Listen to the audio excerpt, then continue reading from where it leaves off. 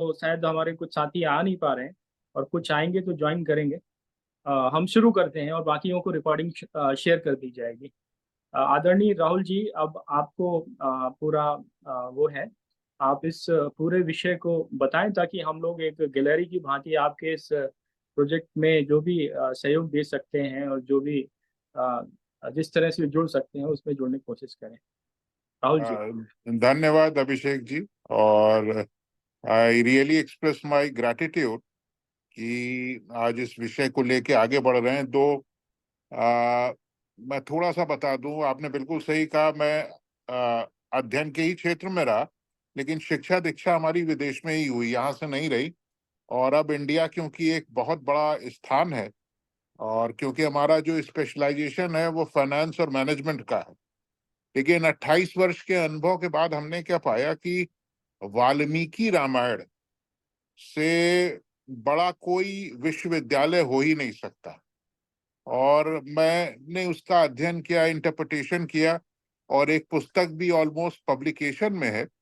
वो मैनेजमेंट से ही हमने फोकस किया है उसको। और कॉन्सेप्ट ये है कि किस तरीके से हमारी जो एंशियंट टीचिंग्स हैं वो मॉडर्न से लिंक हो, क्योंकि वेस्टर्न मैनेजमेंट अब फेल हो चुका है, और हम लोग क्योंकि विश्व गुरु की तरफ अग्रसर हैं, और इंडिया ही एक बहुत बड़ा स्थान है, मार्केट है, किसी भी क्षेत्र में कह लीजिए, तो इंडिया पे पूरी दुनिया फोकस कर रही है। और यूएन के भी कुछ लोगों से डिस्कशन हुआ, और जो हमने अपना शोध किया था वो प्रभु श्री राम के वैल्यू एथिक्स और लीडरशिप मॉडल पर, वैल्यू एथिक्स और लीडरशिप मॉडल। और उसमें जैसे हमने 3 I कॉन्सेप्ट निकाले थे, आई के, कि अगर इंटेंट है और इनोवेशन है और इंटीग्रिटी है, यही प्रभु श्री राम ने शिक्षा दी है, तो कोई भी व्यक्ति विशेष, कोई भी राष्ट्र, कोई भी ऑर्गेनाइजेशन आगे बढ़ सकती है। तो खैर काफी विस्तृत इसमें चर्चा है। और जो इस विश्वविद्यालय का प्रारूप है वो ये है कि एक सेक्शन तो पूरा एकेडमिक्स है और एक पूरा रिसर्च वर्क पर है। और राइट फ्रॉम ऐसा अभी हमको लगता है कि अगर इसका जो आर्किटेक्चर होगा वो मॉडर्न और एंशियंट को लिंक करते हुए हो। अब हमको बाहर से सपोर्ट बहुत मिल रहा है, लेकिन अब विदेशियों को आपको पता ही है कि वो जब तक कुछ होता ना देख लें ग्राउंड रियलिटी में, तब तक कैसे वो एक वर्बल उनका एक कमिटमेंट है हमारे साथ हर क्षेत्र में। कई बड़े विश्वविद्यालयों का भी है इस कॉन्सेप्ट पर।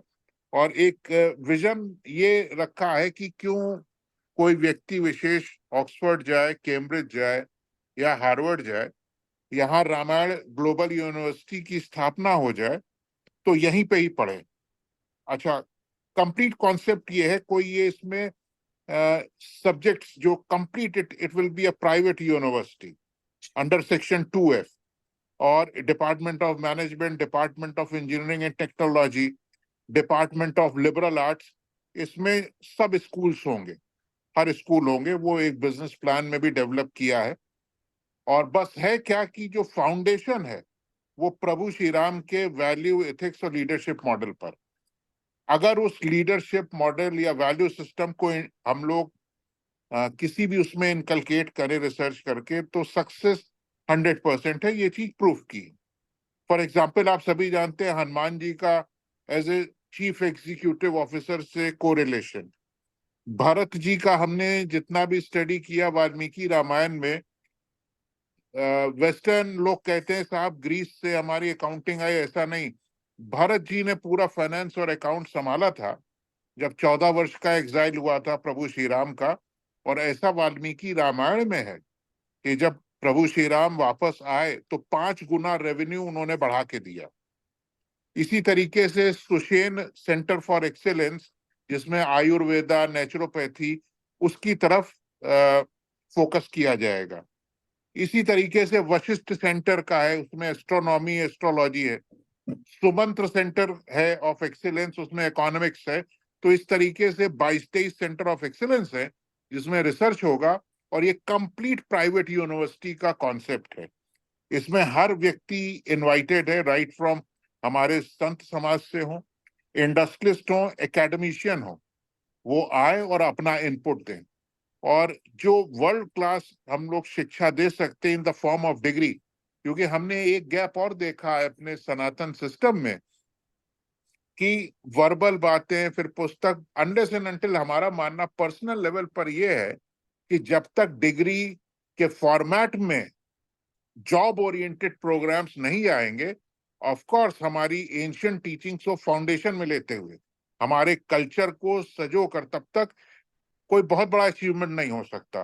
तो बेहतर यह है कि हम लोग शिक्षा के फॉर्मेट पे, शोध के फॉर्मेट में इस विश्वविद्यालय को ग्राउंड रियलिटी में उतार दें। और अभी तक का ये है कि हमने सेक्शन 8 के तहत ऐसा सोचा है कि रामायण नॉलेज सेंटर की स्थापना हो, क्योंकि सेक्शन 8 गवर्नमेंट ऑफ इंडिया ने ये किया है कि इसमें फॉरेन डायरेक्ट इन्वेस्टमेंट आ सकता है, हमारी ट्रस्ट और सोसाइटीज में नहीं आ सकता है।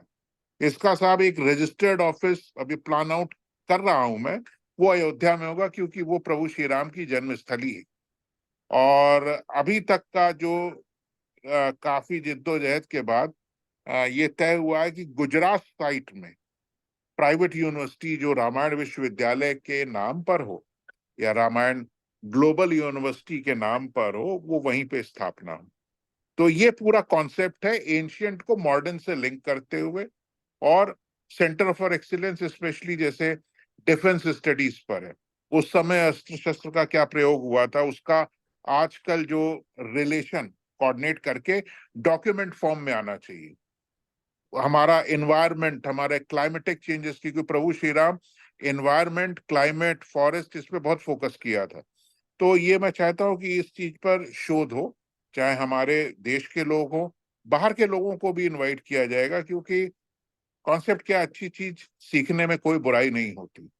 उस टाइम पर पुष्पक विमान और भी बहुत से विमान थे लंका में, तो यही उसमें एरोनॉटिकल इंजीनियरिंग अलग अलग, उसका किस तरीके से वो एंशियंट उस टाइम पर जो हमारे त्रेता युग में था और आजकल के समय में, दोनों का कंपैरेटिव एनालिसिस करके डॉक्यूमेंटेड फॉर्म पर ये कुछ अगर सामने आएगा रिसर्च वर्क और पढ़ाई के माध्यम से, डिग्री के माध्यम से लोगों के साथ, तो हमारे ख्याल में ये एक विजन पूरा हो जाएगा रामायण ग्लोबल यूनिवर्सिटी का। ये पूरा कॉन्सेप्ट है। जी, धन्यवाद राहुल जी। हमारे साथ आरवी सिंह जी जुड़े हुए हैं। आरवी सिंह जी एक भारतीय पुलिस विभाग में एक बहुत उच्च पद पर आसीन रहे, और रिटायर होने के पहले से ही और आज तक उन्होंने रामचरितमानस पर बहुत विस्तृत काम किया है। उसके प्रचार प्रसार और उसको अध्ययन और शोध पर काफी काम किया है। और साथ ही साथ जितनी अभी तक मैं जितने भी व्यक्तियों से मिला, तो जो आरवी सिंह जी को रामचरितमानस पे पकड़ है, जो उनका वो है, वो Shukla ji, please please please hold on, if you are getting me. जी ज्यादा ज्यादा हवा में गुब्बारे मत भरो, मैं बुढ़ा आदमी, 80 साल कर लिए। वो गुब्बारा फूट जाएगा। फर्जी बातें हैं सब, दिजारो फॉल्स। रामायण अच्छा। तो एक ऐसी वो है साहब, बल्कि मैं तो तो अभी कहूँ हमारी ग्रंथ नहीं। रामचरितमानस विश्व धरोहर बन गई है। तो नहीं, अभी ये हम्म, विश्व धरोहर कैसे बनी है साहब, इसका अ, कोई मुझे पता ये नहीं। ये अभी मतलब जो आजकल का ट्रेडिशन है कि यूनेस्को ने उसको घोषित किया है, तो वो विश्व धरोहर बन गई है। ये आज की बात नहीं है साहब, दिस इज फॉल्स इन्फॉर्मेशन जो कहीं सर्कुलेट हो रही है। मैं तो अभी लेट ज्वाइन कर पाया। आपके मिश्रा साहब कौन अब ये बोल रहे थे, मैं तो बड़ा प्रभावित हूँ उनकी वाणी से। देख तो नहीं पा रहा हूँ क्योंकि मेरा मोबाइल भी थोड़ा ऐसा ही है, लेकिन जी ये जरूर है कि माई रिगार्ड्स तो हैं, मैं लॉट ऑफ रिगार्ड। बहुत अच्छा वो बोल रहे हैं, इस कंसेप्ट काफी अच्छा लगा मुझे उन्होंने जो सोचा है, क्योंकि बात को थोड़ा कम नहीं बड़ा सोचना चाहिए, और वो उस तरह सोच रहे हैं, उसका हम बहुत बहुत शुक्रिया अदा करते हैं। धन्यवाद। अब गहराई की बात असल में ये है साहब कि रामायण का विरोध तो तुलसीदास जी के समय से ही शुरू हो गया था, वो आज भी कंटिन्यू है। रामायण को जो लोग समकक्ष रखना चाहते हैं और ग्रंथों के, और वो जिस तरह से ये एक एक षड्यंत्र के तहत कहीं कुछ और कई सैकड़ों साल से चल रहा है, वो आज भी चालू है, आज भी उसी तरह था। मैं मिश्रा साहब कुछ बोलूं तो आप अतिशयोक्ति तो नहीं समझेंगे उसकी, और अरे क्षमा नहीं भी नहीं नहीं नहीं, करेंगे। अरे आप बिल्कुल प्लीज, मैं विद हाई रिगार्ड्स, आप प्लीज जी। नहीं, मेरी थोड़ी त्रुटि हो जाए, गलती हुई होगी, नहीं बात होता है नहीं ना साहब, कि अगर नहीं, मान लो मैं पैदा हूं तो मेरी माँ सबसे दुनिया में अच्छी है, मेरे पिताजी सबसे दुनिया में अच्छे हैं, ये तो फीलिंग आती है, आप जी यूं समझ लीजिए। तो मैं उसी लाइन का हूं कि अस अभिमान जाहे नहीं भोरे। हम तो ये अहंकार मानते हैं कि साहब हम राम के सेवक हैं, मैं सेवक रघुपति पति मोरे।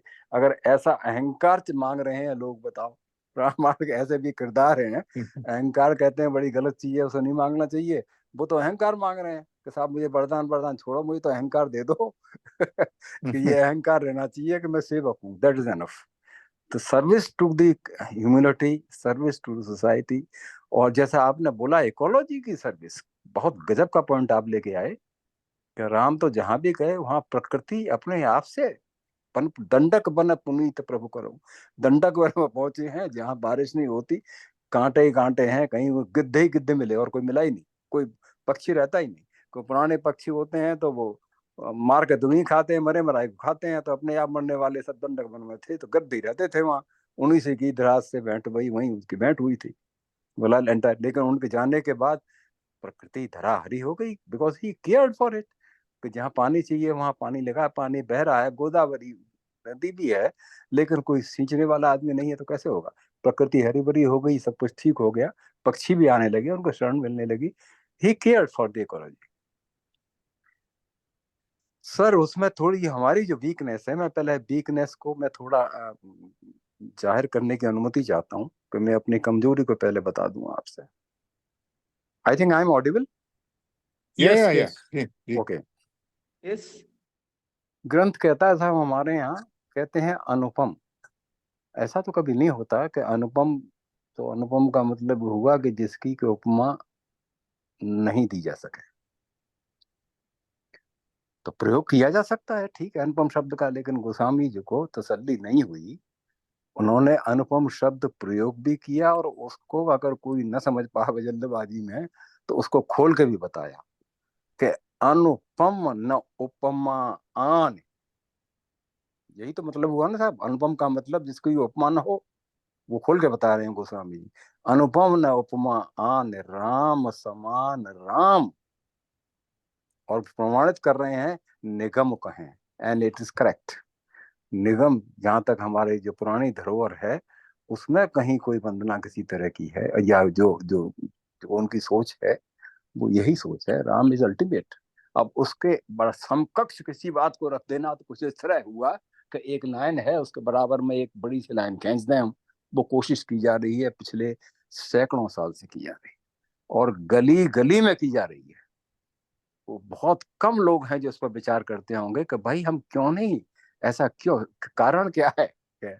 कारण ये है कि लोगों में क्या, वो समझ ही नहीं पा रहे हैं, वो ग्रंथ को समझने की क्षमता ही नहीं रखते हैं।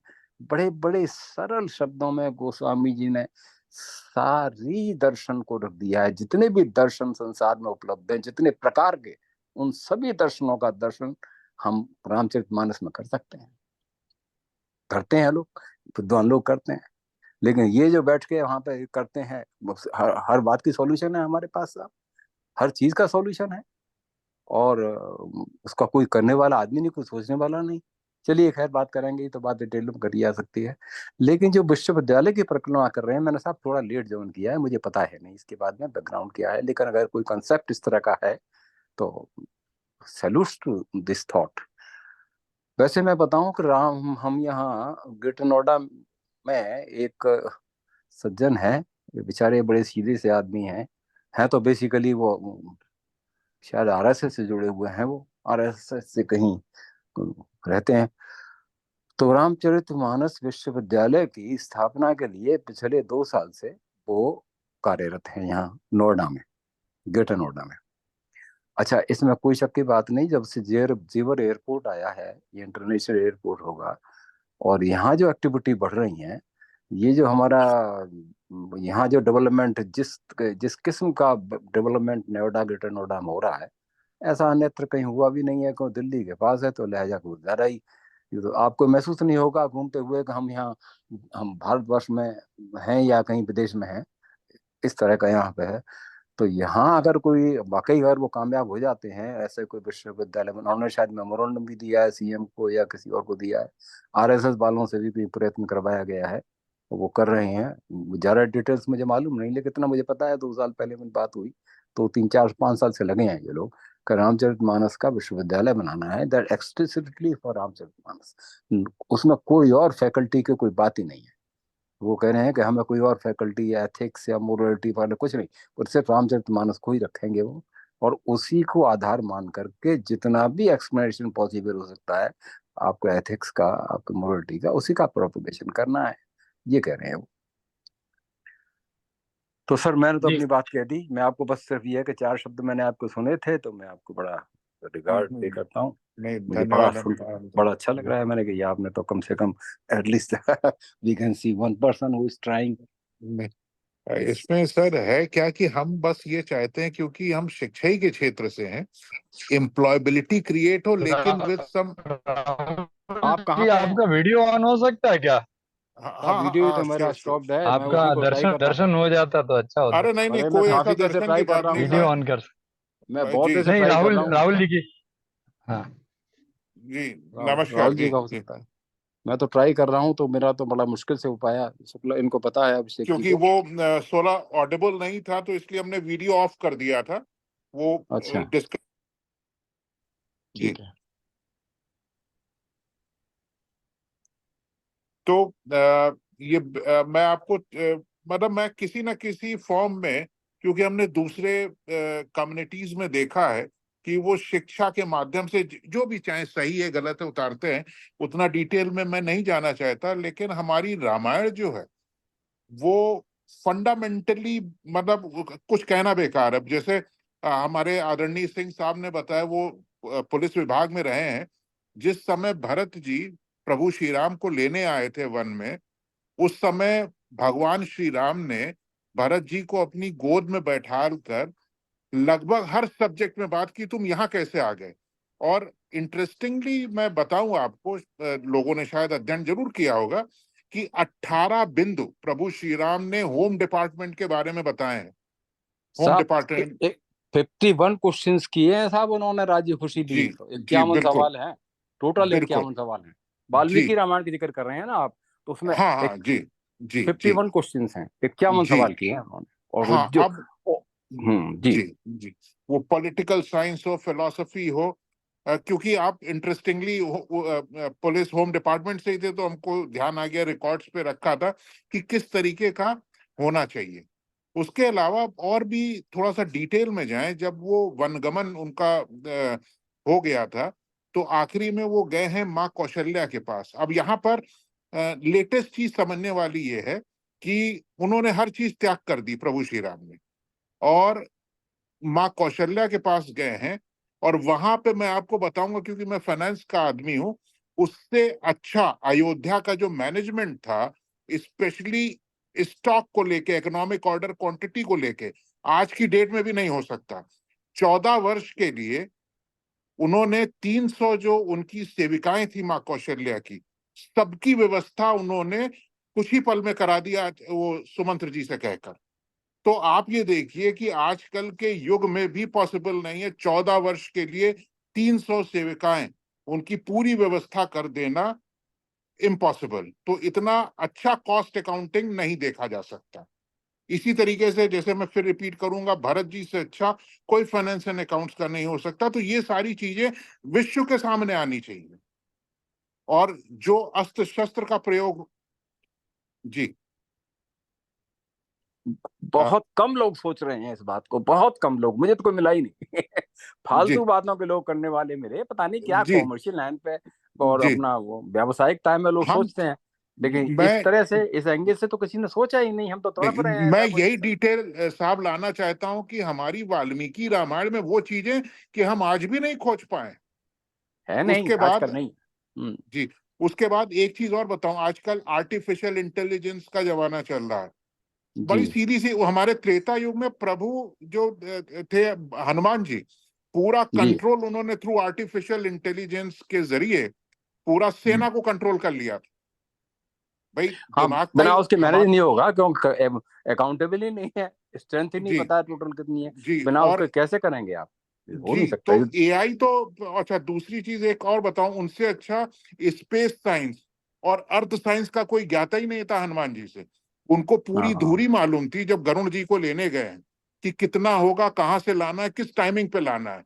और अर्थ साइंस, उन्होंने जब ये संजीवनी बूटी लाने गए हैं, उनको हम्म, स्पीड का भी ज्ञान था, उनको किस गहराई से वो पर्वत उठाना है वो भी पता था, उनको आयुर्वेद का पूर्ण ज्ञान था।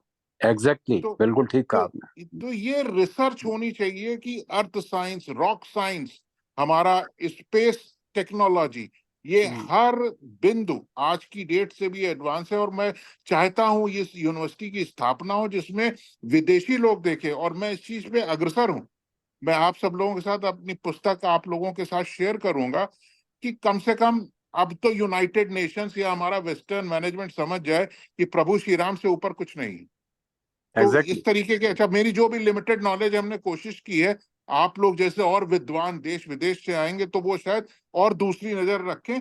लेकिन मैं चाहता हूं कि रामायण ही बेस वैल्यू रहे इस यूनिवर्सिटी में। अब ये नहीं चाहते कि उसमें संस्कृत में भी लोग रिसर्च करें, हम हिंदी में भी करें। जैसे एक बड़ी इंटरेस्टिंग बात बताऊं, विभीषण जी जब आकाश मार्ग से आए थे प्रभु श्री राम के पास, जी। तो जो उन्होंने प्रार्थना की है प्रभु श्री राम से, हम्म, कुछ लोगों के डिस्कशन में ऐसा मानना है जो प्रार्थना है वो प्रभु ने जो एक्सेप्ट किया है, वो जो हम्म, मंत्र है जो उन्होंने प्रार्थना की है, अगर डिटेल में जाए तो बीपी और शुगर दोनों ठीक हो जाएगा।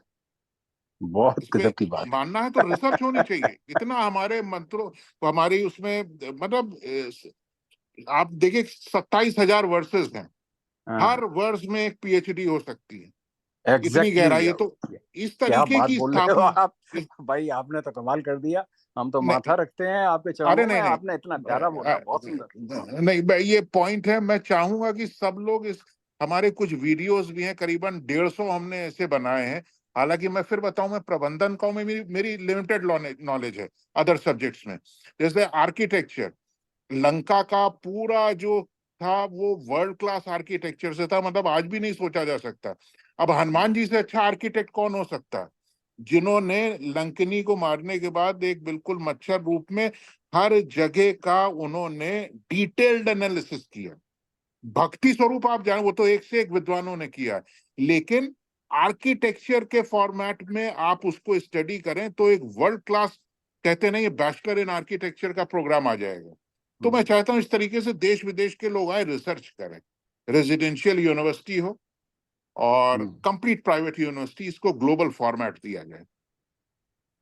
ये हो सकता है साहब, होना चाहिए। अगर ये नहीं जी है तो जी मतलब अब लोग कुछ और सोच रहे हैं, मैं कहना तो नहीं चाहता, लेकिन पता नहीं कहाँ विस्तृत करके बड़े बड़े नाना प्रकार के मंदिर बना रहे हैं। हमारे यहाँ दिल्ली में ही ये बना दिया, एक अक्षरधाम मंदिर बनाया, कितना पैसा लगाया। जी बिजनेस बिजनेस परिव्यू है उनका कि एक विजिटर आएगा, 250 रुपये से कम की टिकट नहीं है।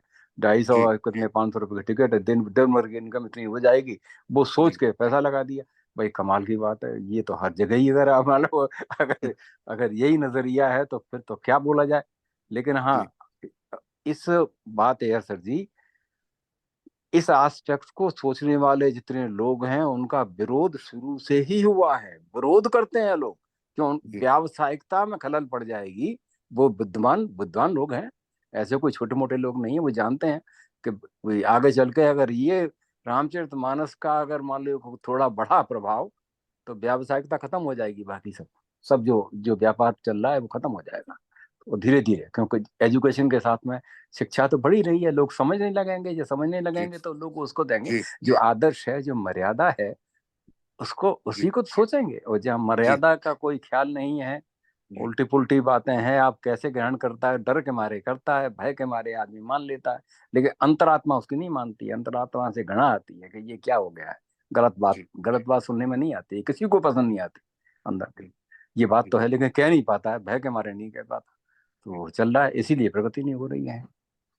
लेकिन सर ये वाल्मीकि रामायण बात बिल्कुल ठीक है, बहुत अच्छी बात है, इसमें कोई शक नहीं। जी कुछ बातें हैं जब सोची जाएं, जैसे कहीं पॉजिटिविटी भी होती है, कहीं थोड़ी बहुत अपने क्या विचार से हो जी सकता है हम पहुंच नहीं पाए।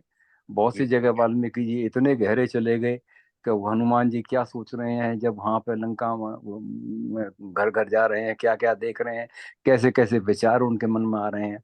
शायद मैं समझता हूँ कि ये मर्यादा का उल्लंघन है, ऐसी बातें सोच रखनी नहीं चाहिए थी। तुलसी ने जिस तरह से पर्दा डाला है, जी गजब कर दिया है साहब।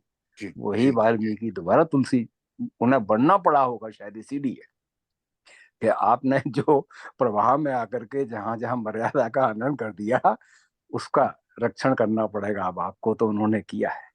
जी तुलसी कर गए, गजब कर गए हैं वो, जी मतलब इतना गजब कर गए हैं कि लाजवाब है। सर इसमें एक छोटी सी बात है, मुझे कोई विद्वान आदमी बहुत दिन से मिल नहीं रहा था, मैं बात करूं तो किसके का सामने करूं। अभी देखिए जो हमें टॉपिक वो पहले ले हैं हम, जो थोड़ा सोशल साइंसेस का भी हो, जो जी जो कि हमारी सोसाइटी को एज ए मैटर सोसाइटी को भी एनकरेज करता हो। अब प्रोग्रेस प्रोग्रेस विकास विकास, काय चीज का विकास भाई? विकास खाली विकास कर रहे हैं तो विकास अच्छे का या बुरे का अब पता नहीं। अब किस चीज का विकास हो रहा है? विकास प्रेम का या विकास घृणा का? काय चीज का विकास? विकास ही विकास विकास हो। तो ये तो कोई अच्छे एक्सेप्टेबल, ये तो शब्दावली एक्सेप्टेबल नहीं है। इसमें तो जी कुछ और धुनी आती है अलग अलग। तुलसी हैज गिवन ए ब्यूटीफुल, इतना बढ़िया। अच्छा एक तो यह है कि राम रहस्य ललित विधिनाना, ऐसा है इतने रहस्यात्मक ढंग से और अपने सिद्धांतों को वहां घुसेड़ के चले गए हैं। कोई कोई आप जैसा कोई विद्वान नहीं निकाल सकता है। हर एक आम आदमी नहीं पढ़ेंगे, 1000 बार पढ़ के चले जाएंगे, मर के चले जाएंगे, उन्हें पता नहीं लगेगा। अगर मैं आपका समय नष्ट नहीं कर रहा हूँ तो थोड़ा नहीं निवेदन करना चाहता हूँ। बहुत छोटी जी बात है भाई, हाल में ही हमें एक पंडित जी मिले, उन्होंने सुंदरकांड पढ़ते हैं, बहुत अच्छी बात है कि सब रामायण रामायण सुंदरकांड बढ़िया पढ़ो। कितनी बार पढ़ लिया होगा? कि हजारों बार पढ़ लिया, 1000 बार से जी ज्यादा पढ़ लिया। बहुत बढ़िया, रोज ही पढ़ते हैं, रोज करके पूजा करके। जी मैंने I just happened he, professionally वो भी एक टीचर थे, ये राष्ट्रपति भवन में कोई विद्यालय है, उसमें टीचर से वहां से रिटायर हुए। तो जी मैंने उससे वैसे प्रोफेशनली पूछा, बेटा भाई शिक्षा के आदमी हो आप, विद्वान आदमी होना चाहिए, ब्राह्मण शरीर है आपका, जी आप भले ये बताओ संसार का सबसे कठिन प्रश्न कौन सा है जिसका जवाब आज तक नहीं मिला? लोग हवा में घूम जी रहे हैं और सारे पाखंड पैदा कर रहे हैं और जी एक जी दो नहीं, लाखों की तादाद में। और यही नहीं कि कोई हम ही हमारे यहाँ हिंदुस्तान में सनातन वाले का नहीं, बाकी सारे जितने भी दुनिया में अवेलेबल हैं, जी जितने धर्म कहिए या पंथ कहिए अवेलेबल हैं, वो सब के सभी इसमें they are all beating around the bush. जी किसको मालूम है हु एम आई? ये सब बड़ा सवाल है। जिसे जीन जी पॉल सार्त्र कह गया, वो तो बहुत कर रहा आदमी था, वो तो बहुत कर रहा है। जिसके 10 साल तक नोबेल प्राइज उसको देते रहे, वो लिया नहीं, ठुकरा दिया, पर मुझे नहीं चाहिए, ले जाओ। 10वें साल में भी अगर दी उसको तो उन्होंने देना है तो दे दो, लेकिन मैं लेने नहीं आऊंगा, और लेने नहीं गया। वो जी तो जबरदस्त आदमी। The person who wrote who am I, मैं कौन हूँ, जी जी बेसिक सवाल ही है। जी जी चाहे कहीं से कैसे भी उलट लो पलट लो, कहीं कुछ नहीं कर लो, कितने ही उसमें मुलम्मे चढ़ा लो, 1000 तरह तरह के, कहीं कहीं पता नहीं कहाँ कहाँ के श्लोक पढ़ दो, लेकिन बेसिक सवाल तो वही है साहब। सदियों सदियों क्या है ये दर्शन की चुना चुनी रही,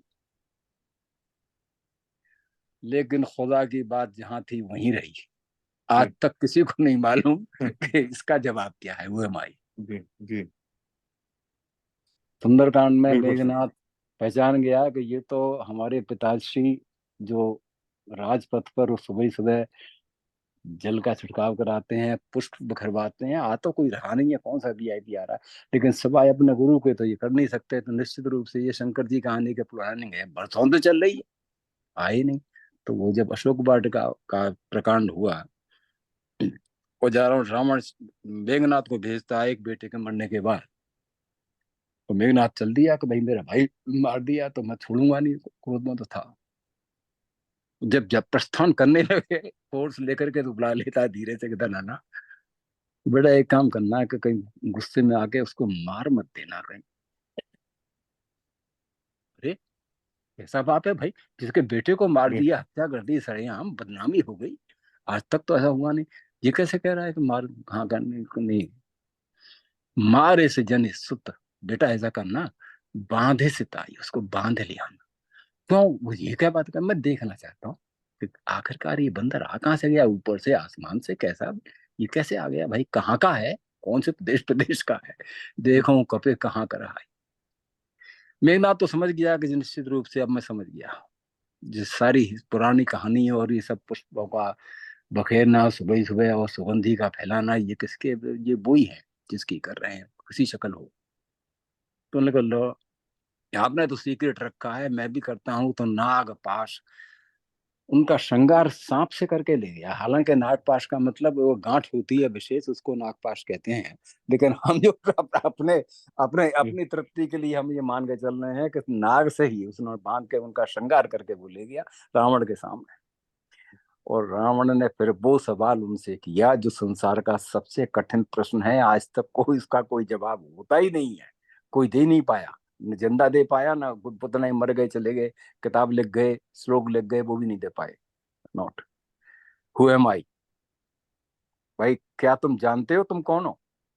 ये प्रश्न बहुत गजब की बात है, इसका जवाब हो ही नहीं सकता, ये तो बड़ा व्यापक प्रश्न है। इसी जवाब, इसी की तड़प में तो लोग सांस चढ़ा चढ़ा के मर गए, दसियों साल पहाड़ में बैठे रहे, सांस चढ़ाते रहे, योग करते रहे, क्या क्या करते रहे, पता, लेकिन उसका जवाब नहीं मिला किसी को। कह लंकेश, लंकेश कह रहे हैं, कबनत है कीसा बंदर, कीसा बंदर, ये तो मैं जानता हूँ कि बंदर है तू, तो बंदर बता तू है कौन, तू जानता है कि तू कौन है? If you are getting my point, मैं तो यही इसको सरेंडर कर रहा हूँ, आगे नहीं बोलूंगा। वह ये, अगर हम एनालाइज करें इसको इस तरह से कि इसमें किस रहस्य से ये तुलसी, वाल्मीकि ही तुलसी बनकर जो लिख गए, वो गजब का कर गए। शुक्ला जी, अभिषेक जी, जी मैं बिना परमिशन के बोलने लगा हूँ बीच में यार, तो मुझे नहीं नहीं, इसकी आप बोलिए, आप बोलिए, विषय पे ही बात हो रही है, बस थोड़ा सा आप हाँ, काफी अंदर चले गए हैं तो अच्छी बात है, और गहन बात होने लगी। नहीं नहीं, मैं थोड़ा आप कहना बोलिए। चाह रहा था कि मुझे अब आउट ऑफ दैट, क्योंकि वो दिमाग में बात आ रही है, मैं सोच रहा हूँ उसको कह ही दूं, उसके बाद में कौन सी बड़ी बात। जी आज का जो बर्निंग टॉपिक है, ग्लोबली बर्निंग टॉपिक, और हमारे यहाँ का भी जो टॉपिक है, लोगों का ध्यान पता नहीं किस किस तरह पे वाहियात बातों में लगा रहता है। क्या कारण है कि हैप्पीनेस इंडेक्स में हम 130 में या 135 में पायदान पे हैं 150 देशों में दुनिया में? कमाल है। हमारे बगल में इतना गरीब देश है भूटान, वो बहुत ऊपर है हमसे, 50 60 कितने, 100 पायदान से ज्यादा ऊपर है हैप्पीनेस इंडेक्स में। हमारा नागरिक, जो हम जितने भी जनता रह रही है, पैसा हो सकता है संपन्नता हो, लेकिन खुशी क्यों नहीं है साहब, प्रसन्न नहीं है आदमी, क्यों नहीं है प्रसन्नता? जरा ये सोचना चाहिए ना, इस टॉपिक को भी कहीं उठाना चाहिए। इसका जवाब किसी ग्रंथ में नहीं है, कहीं भी नहीं है, सिवाय रामायण। रामायण ही है जो इसका जवाब दे सकती है, और किसी ग्रंथ में है ही नहीं। बाकी ग्रंथ हैं और भी, क्षमा करें, वो इंडिविजुअल कंसर्न है, सोसाइटी कंसर्न थॉट कहीं मिलेगा तो रामायण नहीं मिलेगा। पूरी गीता एक इंडिविजुअल पे कंसर्न है, एक इंडिविजुअल के लिए है सारे इंस्ट्रक्शन, समाज का कोई ऐसा कोई विशेष नहीं दिया गया। समाज के लिए एज ए होल कहीं दिए तो उन्होंने दिए। अब हमारे मिश्रा सर, राजीव सर हैं क्या अभी के? जी जी मैं अरे हैं। हाँ, तो मैं थोड़ा निवेदन करूंगा, मैं वाल्मीकि रामायण पर तो नहीं बोल रहा दादा, लेकिन मैं तुलसी वाले में बोल रहा हूँ। आपने देखा होगा उत्तरकांड में कृ, कृतयुग को सतयुग को कृतयुग कहते हैं, लेकिन ठीक है, लेकिन मैंने जहां तक स्टडी किया कि इसमें राम रहस्य ललित विद्यमाना, तो रहस्यों का इतने बेहतर तरीके से वो लपेट के गए हैं तुलसी जी, कि कोई कोई देख पाएगा, हर एक आदमी उस रहस्य को देख भी नहीं पाएगा, उसकी निगाह रपट जाएगी, भावनाओं बह जाएगा, पता नहीं क्या क्या कर देगा। उन्होंने बोले नित्य जुग धर्म हो है सब तेरे, हृदय राम माया के प्रेरे। ये सीधा सीधा सांख्य शास्त्र बोल दिया उन्होंने। राम माया के सब, माया है ही, प्रकृति माया, ये प्रेरणा किसकी? पुरुष की, पुरुष की प्रेरणा से माया की रचना है, वही प्रकृति है। दिस इज एक्सप्लिसिटली, पूरी की पूरी रामायण ही सांख्य शास्त्र के आधार से है। और ये सांख्य शास्त्र वो शास्त्र है जो जो ज्यादा वैसे विद्वान लोग होते हैं, ज्यादा एनालिटिकल ब्रेन के लोग होते हैं, वो कहते हैं कि ईश्वर की सत्ता को ही नकार दे। वो उस स्थिति तक जाने वाले हैं। ये प्रकृति और पुरुष को मानता है सांख्यशास्त्र। उसी के आधार से उन्होंने विवेचना शुरू से आखिर उद्धव स्थिर संगार कारणिम क्लेशारणिम, ये सारा कुछ नहीं, ये सिर्फ उसी पे है, सब सांख्य शास्त्र में।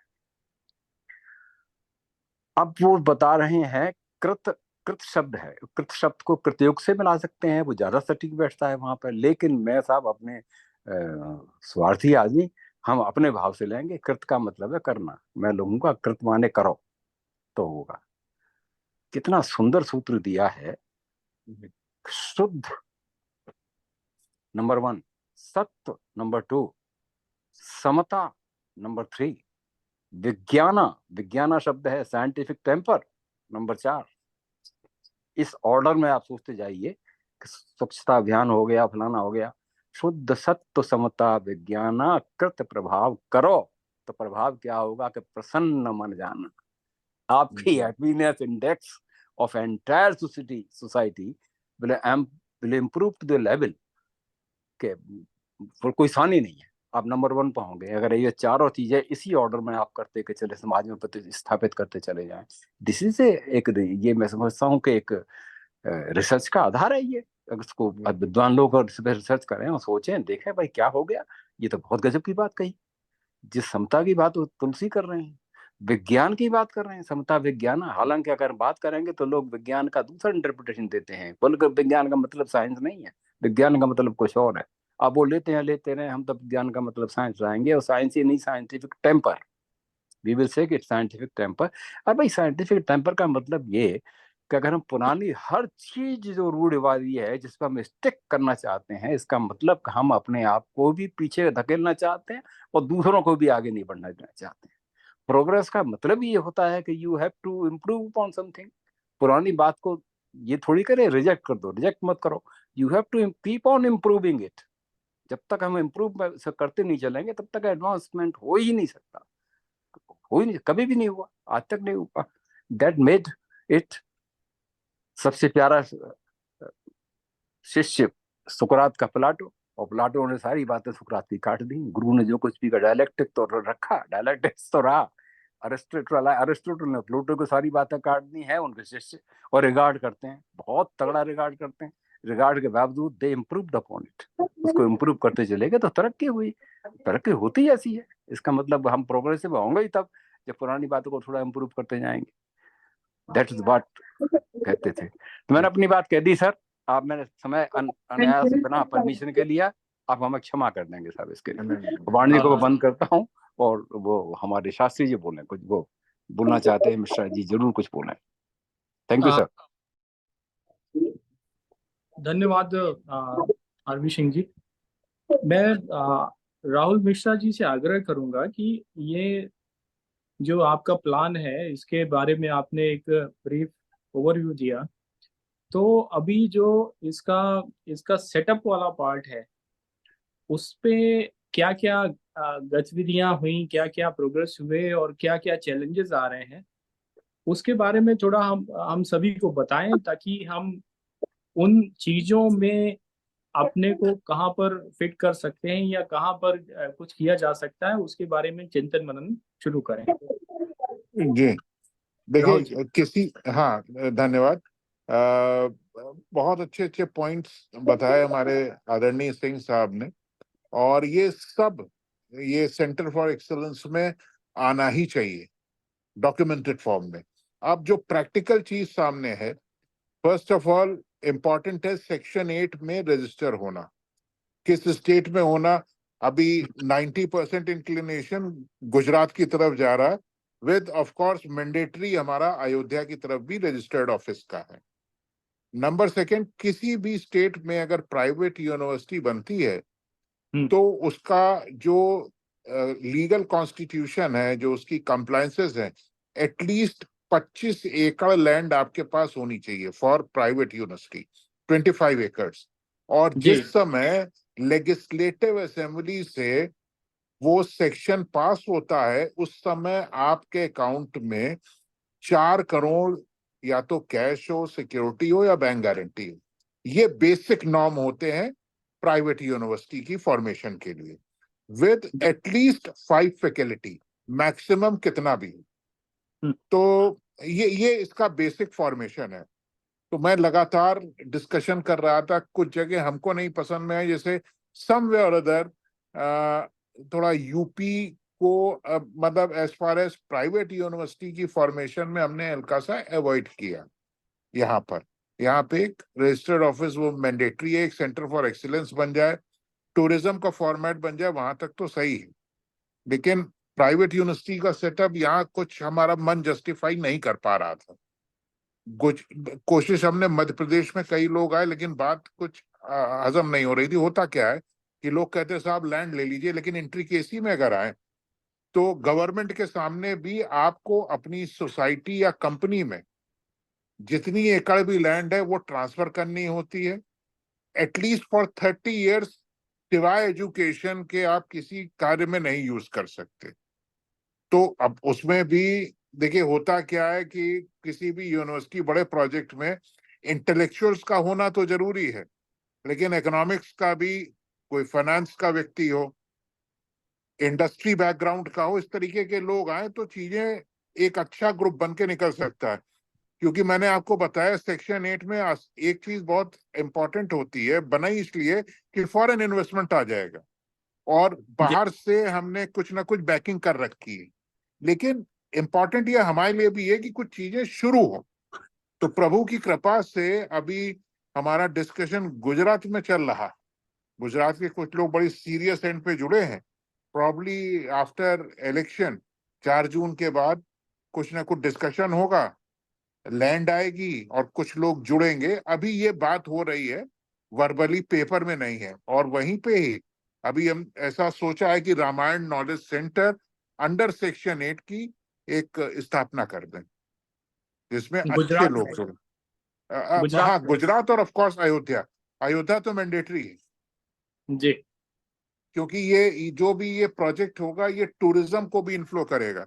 ये राइट फ्रॉम अयोध्या, चित्रकूट और छत्तीसगढ़ यानी दंडकायवन और रामेश्वरम होते हुए श्रीलंका तक का, तो एक टूरिज्म को भी फोकस करते हुए है। ये बहुत सी एक्टिविटीज होंगी जिसमें यूनिवर्सिटी के अंदर थोड़ा सा, अब 25 एकड़ लैंड तो चाहिए, लेकिन ये रेजिडेंशियल यूनिवर्सिटी होगी तो ज्यादा संभावनाएं बढ़ेंगी। फोकस भी इसीलिए कर रहे हैं कम से कम 50 एकड़ लैंड हो कम से कम, ताकि जी उसमें एक रामायण पार्क की स्थापना हो, कुछ कॉटेजेस बने जिसका प्रारूप आश्रम के फॉर्मेट पे हो, लोग आए, और उसके बाद हर चीज पर, हर बिंदु पर फोकस करना, मतलब शिक्षा के क्षेत्र को फोकस करते हुए टूरिज्म को आगे बढ़ाना। जी। वैसे मैं आपको थोड़ा सा बताना चाहूंगा कि पिछले, जी अगर हम 15 साल का पैटर्न देखते हैं तो जो सबसे ज्यादा प्राइवेट यूनिवर्सिटीज बनी वो जी इस दौरान पे राजस्थान में बनी है। जी और राजस्थान में क्या है कि लैंड पार्सल जो से आपको चाहिए 50 एकर्स, तो जी ये इजीली अवेलेबल है।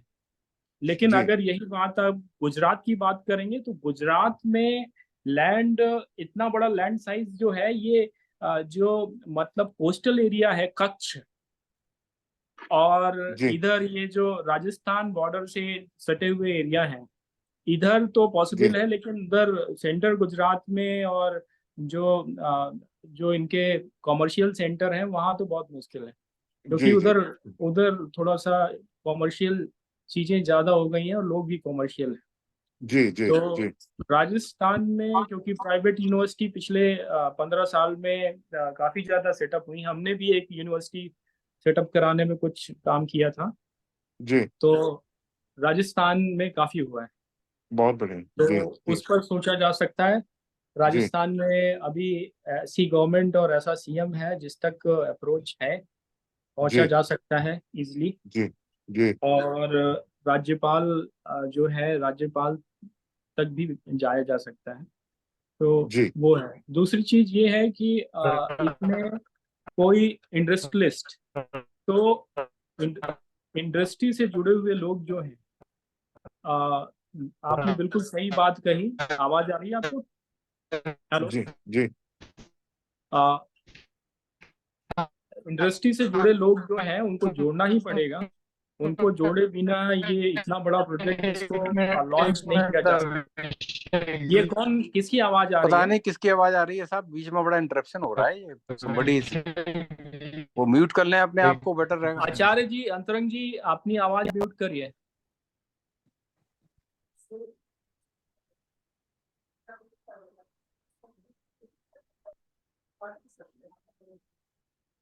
अंतरंग जी, हाँ, वो तो जो दूसरा पक्ष है इंडस्ट्रियलिस्ट को ऐड करने का, तो जी ये बहुत जरूरी है, इसके बिना हो नहीं पाएगा। ये बहुत बड़ा प्रोजेक्ट है, जी इतना बड़े लैंड पार्सल, और फिर इसके बाद जो उसको सेटअप करने के लिए और उसको बनाने के लिए कम से कम 100 करोड़ 150 करोड़ का इनिशियल लेवल जी का इन्वेस्टमेंट है। जी तो उसको करने के लिए एक दो इंडस्ट्रीज को लाना पड़ेगा। जी और उसको आपने, मैं जानता हूँ कि आपने बात शुरू कर रखी होगी। तो जी अगर वो आ जाते हैं तो इसको प्रेजेंट करके ये किया जा सकता है। जी स्टेट की बात है गुजरात की, तो गुजरात में अगर आपने बात शुरू की है तो बहुत अच्छी। राजस्थान स्तर की कोई बात है तो वहां पर बिल्कुल मैं आपकी मदद करूंगा। धन्यवाद जी और जी और जो यहाँ पर इंडस्ट्रियलिस्ट से मिलने की बात है, तो हाँ, एक दो से मैं मिला सकता हूँ। जी वो देखा जा सकता है, मतलब उनको प्रपोजल भेजकर और उनका इनपुट लिया जा सकता है और फिर मीटिंग हो सकती जी है।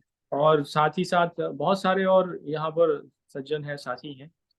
तो क्योंकि अभी सारी मीटिंग में नहीं है लोग आज, कुछ लोगों से और चर्चा की जा सकती है। जी आरवी सिंह जी का ये एक सबसे फेवरेट सब्जेक्ट है, और जी साथ ही साथ उनकी जो पकड़ है, उनका जो नॉलेज है, उनका नेटवर्क है, वही जी अपने आप में बहुत बड़ा है। जी तो वो भी इस पर जुड़कर आपको, नहीं आपके साथ। बिल्कुल। और इसमें देखिए, चीजें शुरू होने की बात है, प्रारंभ। क्योंकि मैं आपको बताऊं, बड़ा प्रैक्टिकल हम जुड़े रहे अलग अलग भी। मैं तो सीपीए भी हूं, जो चार्टर्ड अकाउंटेंट होता है यूएस से। और होता क्या, आप बड़ा बेसिक लोग, कंपनी की फॉर्मेशन, जिस स्टेट में जाएंगे वहां के एक्सपीरियंस्ड आदमी को आपको रिक्रूट करना पड़ेगा as a registrar. Then website, website इसकी होगी डायनेमिक, बड़ा बेसिक मैं बता रहा हूँ, हालांकि मैं नॉन टेक्निकल हूँ।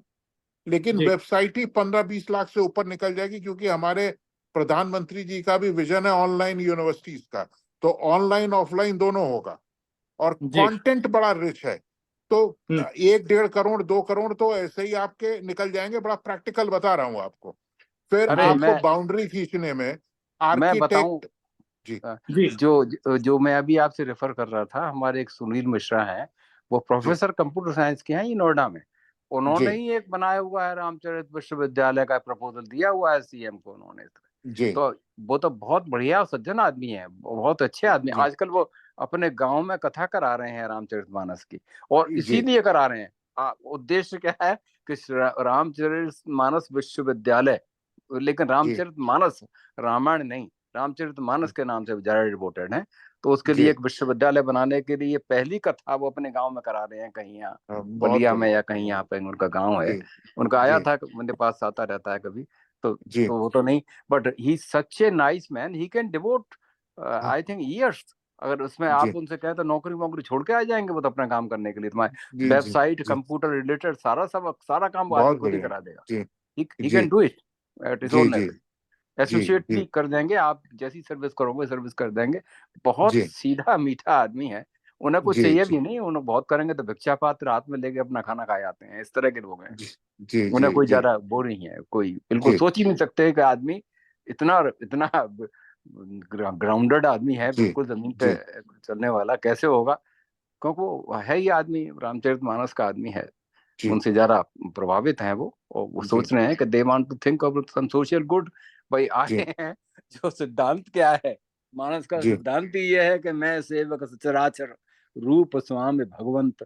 जो कुछ प्रकृति है, जो कुछ अच्छा, जो कुछ दिखाई पड़ रहा है, वो मेरे भगवान की रूप राशि बिखरी पड़ी है, हर जीव मेरा है और मैं उसका सेवक हूँ। ये जी सिद्धांत है। यही इसी बात को हनुमान जी कहते हैं। जी हनुमान जी को अगर डिफाइन किया जाएगा तो उनका ही डेफिनेशन, भगवान राम की जी जो डेफिनेशन है ये, किसी और जी की नीति हुई है। तो जी ये एटीट्यूड अगर रहता है, somebody keeping is the person who is nursing this attitude, ऐसे जी आदमियों को पकड़े 2 4 6 8 आदमी, इसमें जी बचना पड़ेगा क्योंकि कुछ प्रोफेशनल्स बहुत हैं। जी प्रोफेशनल्स घूमते रहते हैं, इस चक्कर में मौका मिले कहीं से भी अपन जंप कर जाए और वहां से पता नहीं, भाई ये वो नहीं चाहिए। वी जी वांट समथिंग जो बिल्कुल ही, जो घर फूंके आप बनाओ सो चले हमारे संग, उस तरह का है। जी जी थैंक यू सर। जी जी नहीं, ये जी बहुत सही बात बोली, क्योंकि इस तरह के प्रोजेक्ट में पूरी तरह डिवोटेड लोग अगर उनकी टीम नहीं बनी तो ये जी प्रोजेक्ट चलने से पहले ही रुक जाएगा। नहीं, क्योंकि बिल्कुल ऐसा सही है। बहुत जगह हुआ है जी जहां पर ऐसे प्रोफेशनल लोग आ जाते हैं जो कि अपनी घड़ी देखा करते हैं और जी जिनको विषय से ज्यादा सिर्फ और सिर्फ अपनी डिग्री के महत्ता की वो होती है, जी तो जी वो चीजें खराब करते हैं और वो प्रोजेक्ट चलते नहीं है। क्योंकि जिस जी विषय को और जिस सार को और जिस चीज को लेकर आप बढ़ना चाह रहे हैं, तो उसके लिए समर्पित लोगों की 5 लोगों की टीम भी एक मिरेकल कर सकती है। जी और साथ ही साथ इसमें जो भी आवश्यक लोग हैं, अब देखिए चिन्हित बड़े आसानी से किए जा सकते हैं। जब जी राम मंदिर की प्राण प्रतिष्ठा हुई और अभी तक पिछले 8 महीने में कितने लोग जो आए, जो रामलला के दर्शन करने अयोध्या आए पिछले 5 महीने में, जनवरी से लेके अब तक, उसमें से कौन कौन से बिजनेसमैन आए। और फिर उनसे जो सबसे बड़ा प्रश्न ये है जो किया जाना चाहिए कि राम को तो आप ले आए, आपने स्थापित करा दिया, एक मंदिर बन गया, लेकिन जो राम राज्य था और राम राज्य में जो आ, मतलब जिस तरह से राम राज्य का वर्णन होता है कि देहिक दैविक भौतिक ताता राम राज कबहु न व्यापा, तो ये जो स्थितियां थी, ये स्थितियां कैसे बनेंगी, सच्चा राम राज्य कैसे आएगा और कैसे उसको लाने के लिए क्या क्या चीजों की आवश्यकता है, वो ज्ञान कैसे पहुंचाया जाए, वो व्यवस्था कैसे बनाई जाए। जी और व्यवस्था बनाने के लिए जो इस तरह के इंस्टीट्यूशन है, इस तरह के विश्वविद्यालय हैं, बनाने पड़ेंगे। जी लोग गुरुकुल की बिल्कुल बात करते हैं तो विश्वविद्यालय की भी बात करें। जी तो विश्वविद्यालय बनाने हैं तो विश्वविद्यालय बनाने के लिए बिना अर्थ के ये संभव नहीं है। आज नहीं के नहीं दौर में तो और भी ये मुश्किल हो जाता है, क्योंकि यहाँ पर स्टेट फाइनेंसिंग नहीं है।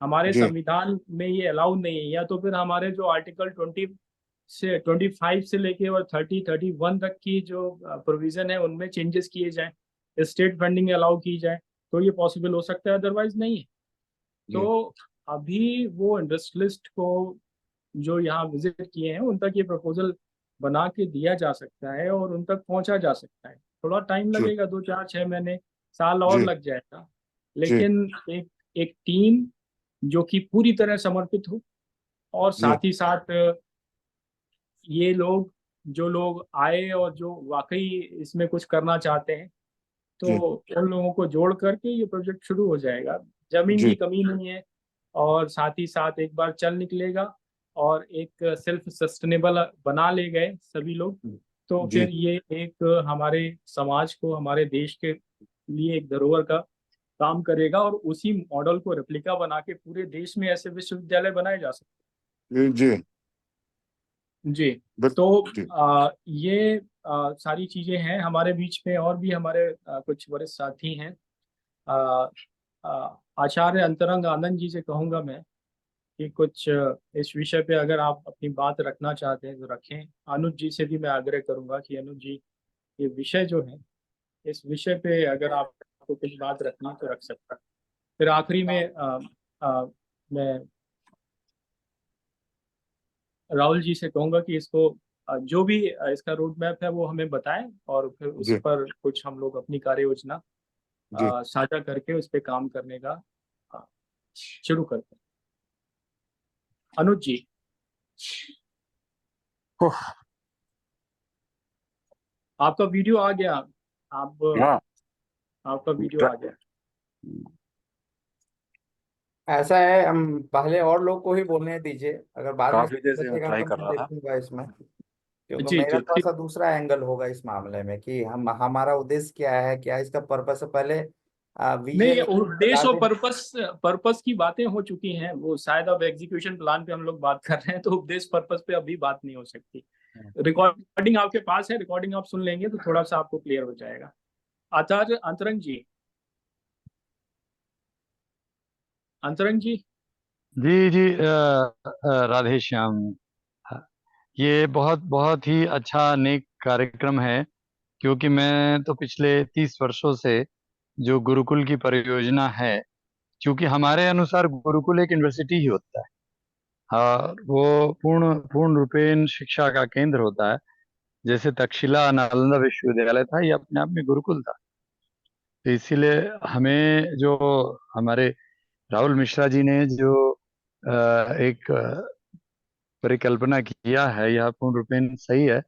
क्योंकि देखिए, एक चीज तो आज बहुत महत्वपूर्ण है कि जो हम राम और कृष्ण को जिस तरीके से एक आदर्श गुरु के रूप में हम लोग देखते हैं, जो 2 ग्रंथों के माध्यम से, मतलब रामायण या रामचरितमानस को मैं एक ग्रंथ के रूप में अभी व्यक्त कर रहा हूँ, और उसकी व्यवहारिकता में के अनुसार। लेकिन जो भगवत गीता और ये है रामायण है, इन दोनों के आधार पर हिंदू धर्म का जो सूत्रीकरण है, जो हमारा वह बहुत ही महत्वपूर्ण है।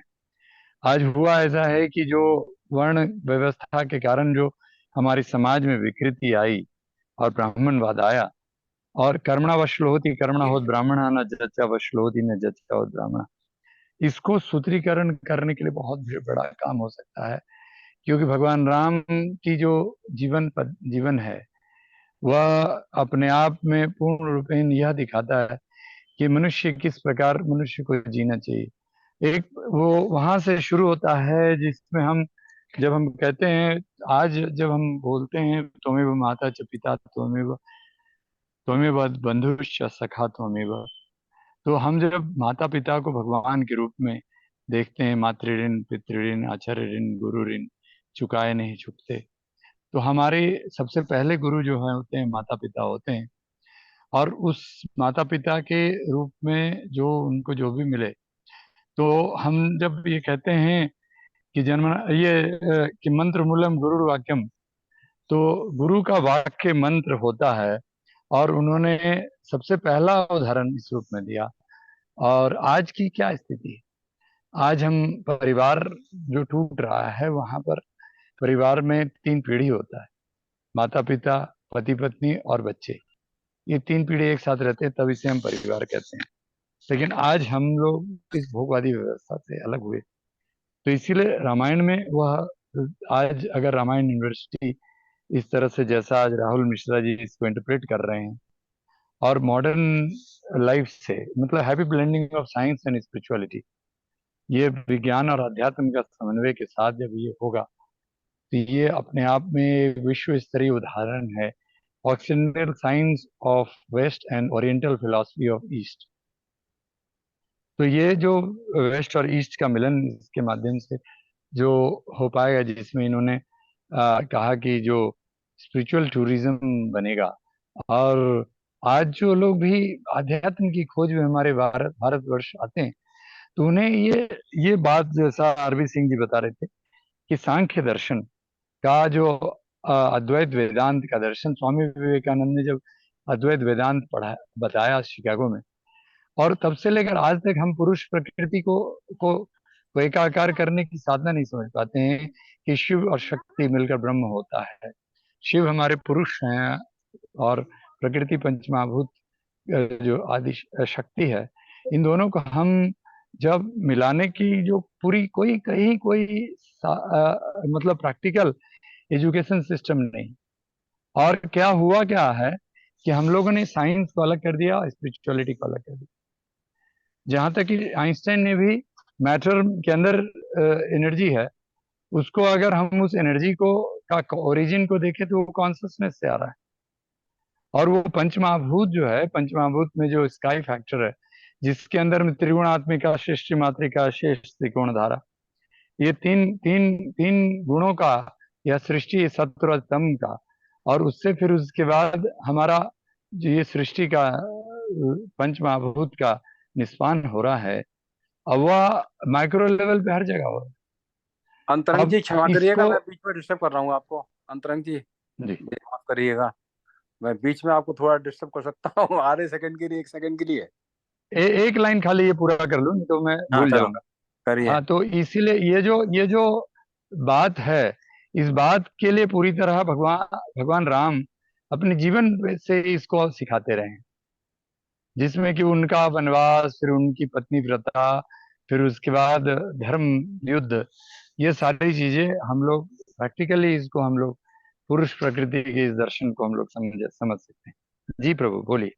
मेरा असल में अनुरोध था आपसे, क्योंकि आप गुरुकुल से जुड़े रहे हो बहुत दिन तक, और हमारे अभी ये बोल रहे थे, बहुत बड़ी बात बोल के लाए। मैंने सोचा नहीं था कि इस युग में भी कोई ऐसा व्यक्ति भी हो सकता है जो उतनी बड़ी बात सोचे। सोच ली उन्होंने। बहुत कोई परमात्मा जिस पर कृपा करता है उसी के दिमाग में आती हैं बातें। चलो, अनुज कुमार भी जुड़े हुए हैं, वो हमारे यहाँ के सबसे बड़े इंटेलेक्चुअल, तो हम उनको मानते हैं। मैं साहब आप सबसे अनुरोध कर रहा हूँ कि मुझे, अब हम यहाँ से आगे बात जो कुछ भी सोचें सोचें, लेकिन मुझे एक रिक्वेस्ट है मेरी तरफ से, क्योंकि मैं क्लियर नहीं हूँ, मेरे अपना सब कैलकुलेशन क्लियर नहीं हो पाया दिमाग से। मैं चाहता हूँ कि 3 शब्दों का डेफिनेशन हम अपने हिंदी में क्या बोलेंगे उसको, हिंदी में, इंग्लिश में नहीं चाहिए, हिंदी में। एक तो इंग्लिश में वर्ड है वैल्यूज, जीवन मूल्य। जीवन मूल्य को हम कैसे डिफाइन करेंगे, क्या समझते हैं? ऐसे ही मोरालिटी और एथिक्स, एथिक्स क्या नैतिकता है या कुछ और है? इनकी डेफिनेशन मांग रहा हूं मैं आपसे सर। ग्रंथों में होंगी, लेकिन वो मुझे पता नहीं, मैं पढ़ नहीं पाता, ज़्यादा पढ़ा नहीं है मैंने। मैं अनुज कुमार जी से भी रिक्वेस्ट करता हूँ और आपसे भी रिक्वेस्ट करता हूँ, सबसे पहले तो वैल्यूज क्या हैं वहां से पहले बताया जाए। क्योंकि आप जो कुछ आधार बनाएंगे सर जी, सारी पहली ईंटें यही हैं 3, यही ईंटें रखनी पड़ेंगी। पूरा आधार जो कुछ भी इमारत खड़ी होगी वो सब इन्हीं पर खड़ी होगी। अगर अगर इनका सेटिस्फेक्शन नहीं हो पा रहा है तो फिर वो व्यर्थ की कोशिश हो जाएगी। एक एक तरह का एक लग्जरी हो जाएगी, मेंटल लग्जरी हो जाएगी। वो नहीं चाहिए। थोड़ा सा चाहिए, we should be able to render some good to the society. अगर कहीं से लाइट लेनी है तो प्रकाश का सोर्स इनमें अवेलेबल है, ले लें, लेकिन वो किस दिशा में जाना है, दिशा बताएंगे ये। तो वो दिशा का मैं चाहता हूँ सर, आप थोड़ा एक बार डिफाइन करके इसको, एक अपनी लाइन में लिख के डिफाइन करके बाकायदा और बताएं, और लेट ऑल ऑफ अस, हम सब लोग सोचें कि कहाँ तक ठीक है, हम इसको एक्सेप्टेबिलिटी करें, वही हमारा आधार होना चाहिए। बाकी सारी बातें तभी सोची जाएं जब पहले ये हम वैल्यूज, मोरालिटी और एथिक्स, इन तीनों चीजों को हम समाहित करना है पहले। ये हमारी पहले बेसिक आधार है। ये रिक्वेस्ट है मेरी। तो कभी आपको समय मिले तो 1 2 4 लाइन पे लिख के उसका एक स्क्रीनशॉट लिख के और स्क्रीनशॉट हमें आप भेज दें तो बड़ी मेहरबानी होगी आपके साथ। Thank you sir, sorry I disturbance. बहुत सुंदर। आदरणीय राहुल मैं जी बस एक लाइन इसको इसको इसको एक लाइन में, जी ये फिर बाद में इन्होंने कहा लिख के देने। एक्चुअली क्या, ये देखिए मूल्य की जो बात होती है ना, तो मूल्य में अगर दर्शन में आप देखेंगे ना, तो उसमें आपको मूल्य जो यम नियम से शुरू हुआ है, और वो ये पूरे अहिंसा सत्य ब्रह्मचर्य अपरिग्रह शौच संतोष तपः स्वाध्याय ईश्वर प्रणिधान, ये 10 जो हैं यम और नियम, ये प्रिंसिपल्स ऑफ मॉरलिटी है, और इसी के ये आधार सब पर धर्म हमारी के पूरी लक्षण है, मूल्य। बस हम धर्म लक्षणम, हाँ, धर्म धर्म के लक्षण, लक्षण है। धर्म के लक्षण भी, धर्म के जो 10 लक्षण है वो धृति क्षम मदमस्त्य शौचम इंद्रिय निग्रह धीर विद्या सत्यम अक्रोध 10 कम धर्म लक्षणम। बहुत तो बढ़िया ये लक्षण है, 10 लेकिन उसमें 10 पूजा कहीं नहीं है, कहीं पूजा नहीं है उसमें। न पूजा कहीं ही है कोई ना। सांस चढ़ाओ बैठो, वो नहीं है। वो सारा तभी तो मैं कह रहा हूँ कि आप एक बार नहीं, इसे लिख ईश्वर के देखें। प्रणिधान में आ जाता है ना पूजा। देखिए, जब आप सारे चीजों को करते हुए जब ईश्वर प्रणिधान में प्रवेश करेंगे, ईश्वर में अपने प्राण को अधीन कर देंगे, ईश्वर में, हाँ, अब ईश्वर क्या है, तो ईश्वर को जो डिफाइन कर रहे हैं, ईश्वर को जो समझा रहे हैं, उसके अनुसार फिर सर समझ जी, में आ जाता है। मेरा निवेदन फिर पुनः पुनः निवेदन है कि मैंने बहुत सोच समझ के बोला है कि जब तक हम इसको पेन डाउन नहीं करेंगे तब तक हम अपने आप को भी संतोष नहीं कर पाएंगे। आप खुद रियलाइज करिए इसको, हम इसको एक्चुअली पेन आप डाउन करके। बिल्कुल ठीक कर रहे हैं, लेकिन हाँ, इस पर किया हुआ है ऑलरेडी, बहुत काम है। तो ये उतना हमें तीनों दे चीज दीजिएगा, आप जो कुछ बोल ज्यादा रहे नहीं हैं, चाहिए। सिंपल डेफिनेशन चाहिए हमें, तो भी वन डेफिनेशन हमारी ये है, 10 20 वर्ड्स में आ जाएगी, 25 वर्ड्स में आ जाएगी, वही चाहिए हमें, ज्यादा नहीं चाहिए। हम वी डोंट वांट द बिल्कुल बुक, वी वांट सिंपली 10 15 20 में एथिक्स से हम क्या समझते हैं वो होना चाहिए, मोरलिटी से क्या समझते हैं। सबसे बड़ी बात है values, we want to inculcate values in the society in the masses. अब छोटे बच्चों में वो लोग धार्मिकता का प्रचार करेंगे, इसका मतलब we are going to pollute entire world. आगे चल के भी उनका बुद्धि खराब करेंगे, ऐसा थोड़ी है। We are carrying it for 1000 years, उसको we want to carry it further, no, let them improve it, let them. हम उनमें तो साहस देना चाहते हैं कि वो इसको इम्प्रूव अपॉन करें, इसको अलाउ भी करेंगे हम उनको, लेकिन पहले मालूम तो पड़ेगा हमारा है कहाँ, साइज क्या है हमारा। इसलिए मैं कह रहा हूँ सर कि जब तक इसका लिखी हुई डेफिनेशन नहीं होगी, आप भी अपने आप को सेटिस्फाई नहीं कर पाएंगे। बाकी बाकी बातें तो अलग हो जाती हैं, लेकिन once we come to just noting it down, तो लगता है कि हाँ ये फिर फाइनल वर्जन हो जाता है उसका। उसको हम पॉलिश भी करेंगे, उसके वर्ड से एक आध दो हटाएंगे भी, देखेंगे भी, स्टैंडर्डाइज करेंगे, और फिर वो सदियों काम आती है चीज साहब। एक बार बन जाती है वो चीज, सदियों काम आती है, इसको becomes quote, it is quotable quote. वो हम आपसे उम्मीद भी करते हैं, आप जैसे विद्वान लोगों से कुछ कोटेबल कोट बन जाए, उसमें कोई ऐसी बने जिसको हम आगे कह सकें, आपसे सीखें कि दूसरों को बता सकें, देखो ये ही this is the value. Value हम इस बात को इनकलकेट करना चाहते हैं in the minds of the people, हमारे बच्चों में भी, सब में भी। ये मेरा आइडिया था, मेरा ऐसा नीयत थी, स्वार्थ था, यूं समझिए, स्वार्थ का भाव है, क्षमा करिएगा। थैंक अंतरंग जी। हाँ, ये बिल्कुल सही कह रहे हैं। एक्चुअली इसमें स्वार्थ की तो कोई बात ही नहीं है, तो परमार्थ है। लेकिन इस परमार्थ के लिए जो भी व्यक्ति ही इन्वॉल्व होता है, तो क्योंकि हम जो कहते हैं ना कि चक्र केंद्र सद्विप्रः चक्र नियंत्र का, इस समाज चक्र में जो सद्विप्र हैं, वो आप जैसे जो लोग हैं जिन्होंने सारे वर्णों को अपने अंदर जीते हुए देखा है, और उसको आप लोग प्रस्तुतिकरण कर रहे हैं समझकर, और हम लोग भी वही कोशिश में लगे हैं। तो इसीलिए यह भागीरथी प्रयास है, और इसमें मुझे लगता है कि यह इसका तो ये कार्यक्रम की योजना है, क्योंकि जो भी आप कुछ लिखते हैं उसकी एक फिलॉसफी होती है, कॉन्सेप्ट पेपर होता है। तो जब ये रामायण यूनिवर्सिटी की बात हो रही है, या कोई भी अगर भगवत गीता आधारित भी कुछ लोग कर रहे हैं काम, तो जो भी इस पर विश्वविद्यालय या हम लोग गुरुकुल पर जो काम कर रहे हैं, इसका आपकी कॉन्सेप्ट पेपर है जो मूल्यों आधारित है, मूल्य और नैतिकता और एथिक्स, यानी एथिक्स को अगर आप संस्कृति कह सकते हैं, तो तीनों चीज पर है। तो ये हमें लगता है कि तीनों का सूत्र है, ये एक सूत्र में पिरोया हुआ है, और उसका अनुनाश्रय संबंध है तीनों का। तो इस पर बिना इसके तो होगा नहीं, ये आधार ही होगा। दर्शन तो चाहिए, और दर्शन नहीं, कॉन्सेप्ट पेपर के बिना तो हमारा काम नहीं होगा। हम, मुझे लगता है राहुल मिश्रा जी ने इस पर तो काम किया होगा, मतलब उनके पास भी एक लिखित दर्शन, जब आपने शुरू किया इस विचार को, तो आपके जी पास भी होगा। जी जी। जी हाँ, जी। नहीं निश्चित रूप से। डेफिनेटली। जी जी जी, इसको हम मैं प्लान भी शेयर करूंगा। हमारा तो सिर्फ यही शिक्षा प्रणाली में करिकुलम में लाने का है। जैसे मैंने जो देखा, जो शोध किया, रिसर्च किया, या जो पढ़ाया, अब प्रभु श्री राम की पूरी पर्सनालिटी आप देखें तो ये पीटर ड्रकर और ये सब, मैं किसी का निंदा नहीं कर रहा हूं, लेकिन पार्टिसिपेटरी लीडरशिप स्टाइल और ट्रांसफॉर्मेशनल लीडरशिप स्टाइल, ये हमारे प्रभु श्री राम ही की थी। और एक अच्छे लीडर का जो सबसे बड़ा गुण है कि he should be a very good effective listener, क्योंकि सुनने की भी करीब अलग अलग पॉइंट्स होते हैं। पॉजिटिव भी बोलता है कोई व्यक्ति, नेगेटिव बोलता है। आप कितना पॉजिटिव अपने दिमाग में रखते हैं, उसको रीस्टोर करते हैं, उसको एनालाइज करते हैं और सॉल्व करके उसका सल्यूशन देते हैं, ये पार्टिसिपेटरी लीडरशिप स्टाइल का है। आप 4 लोगों को एक साथ एक मंत्र पे नहीं ला सकते। उन्होंने तो बंदरों और भालुओं सबको इकट्ठा कर लिया था और सबकी बात सुनते थे।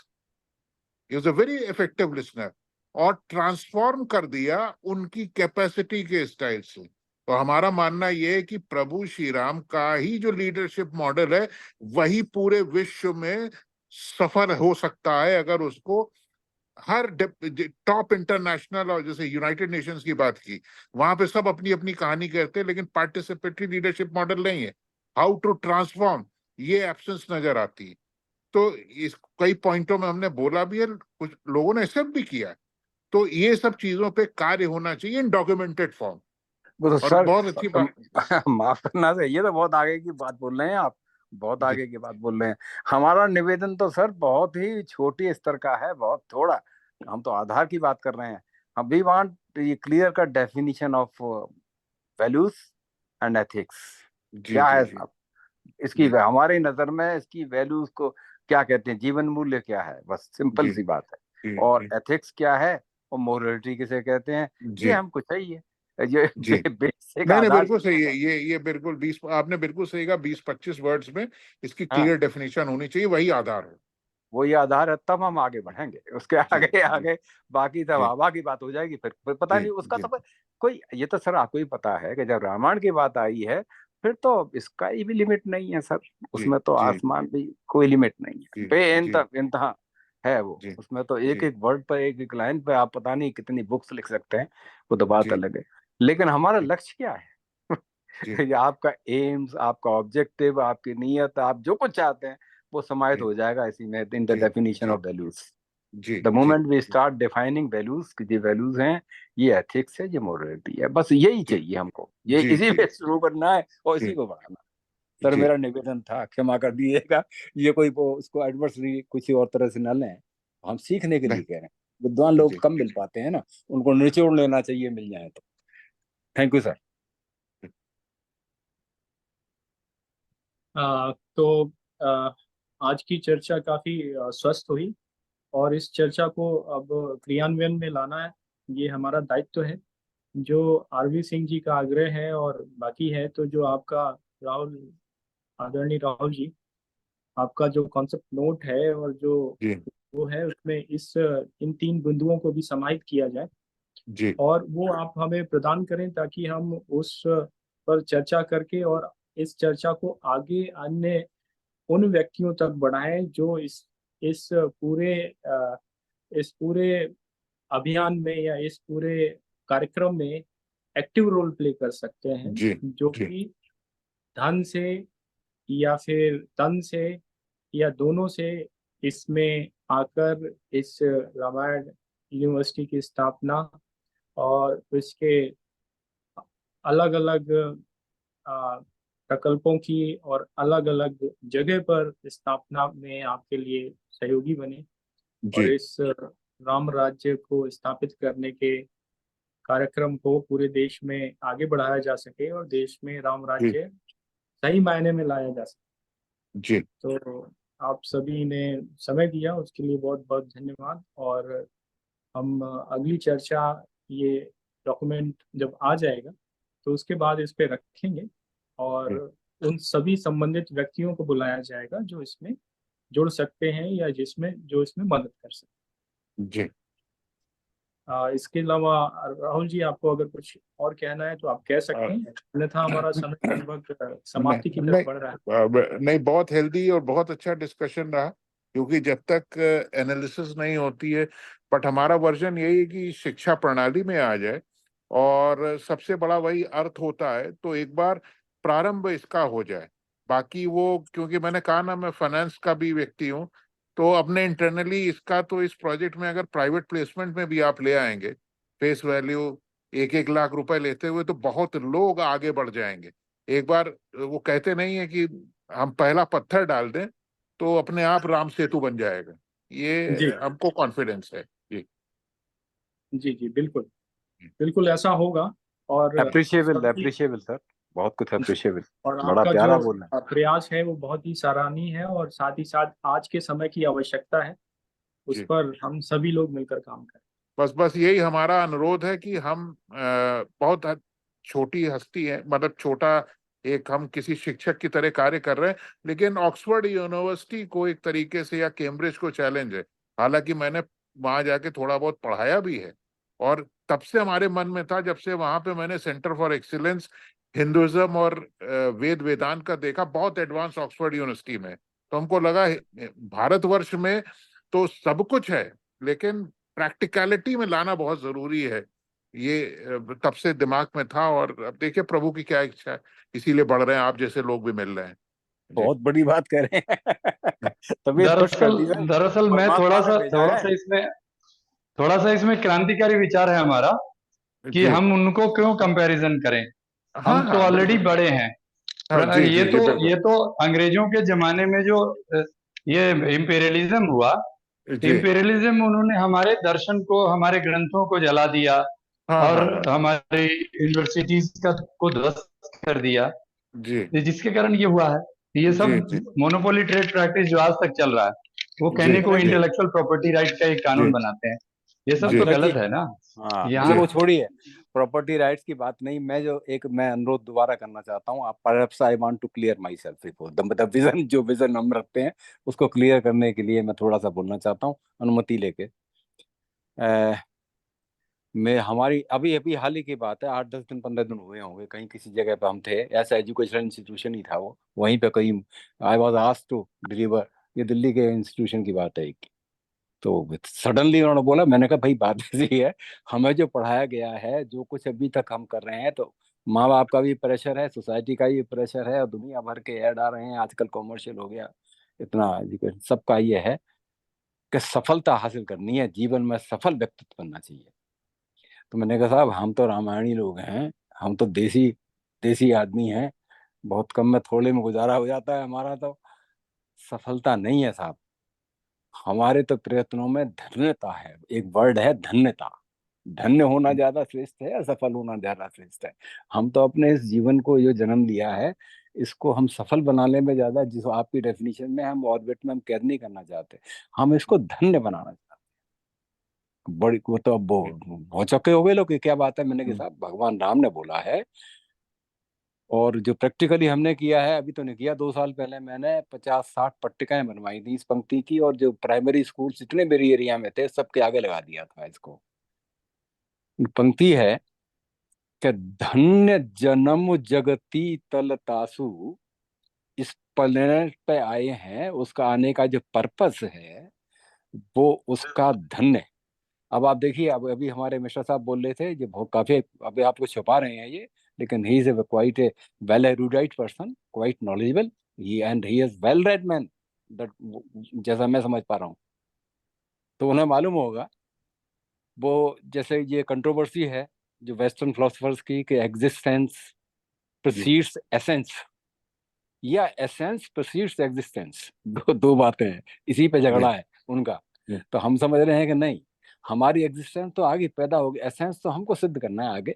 तो वही है, तो धन्य जन्म जगती तलतासु, कितना बढ़िया सूत्र तुलसी ने दिया है। इसमें आपकी एथिक्स, मोरलिटी, वैल्यू सब समाहित हो जाता है कि पिता ही प्रमोद चरित सुन जासु, अपने बेटी के वाक्य की प्रशंसा दूसरे आदमी के मुख से सुन करके बाप को जो प्रसन्नता होती है, अगर उसको ये मोद भी नहीं बोला, प्रमोद बोला है, पता ही प्रमोद चरित सुन जासु, अपने बच्चे का चरित्र सुन करके अगर इसके बाप को या माँ बाप को खुशी होती है, प्रसन्नता होती है, ऐसे बच्चे का जन्म धन्य है।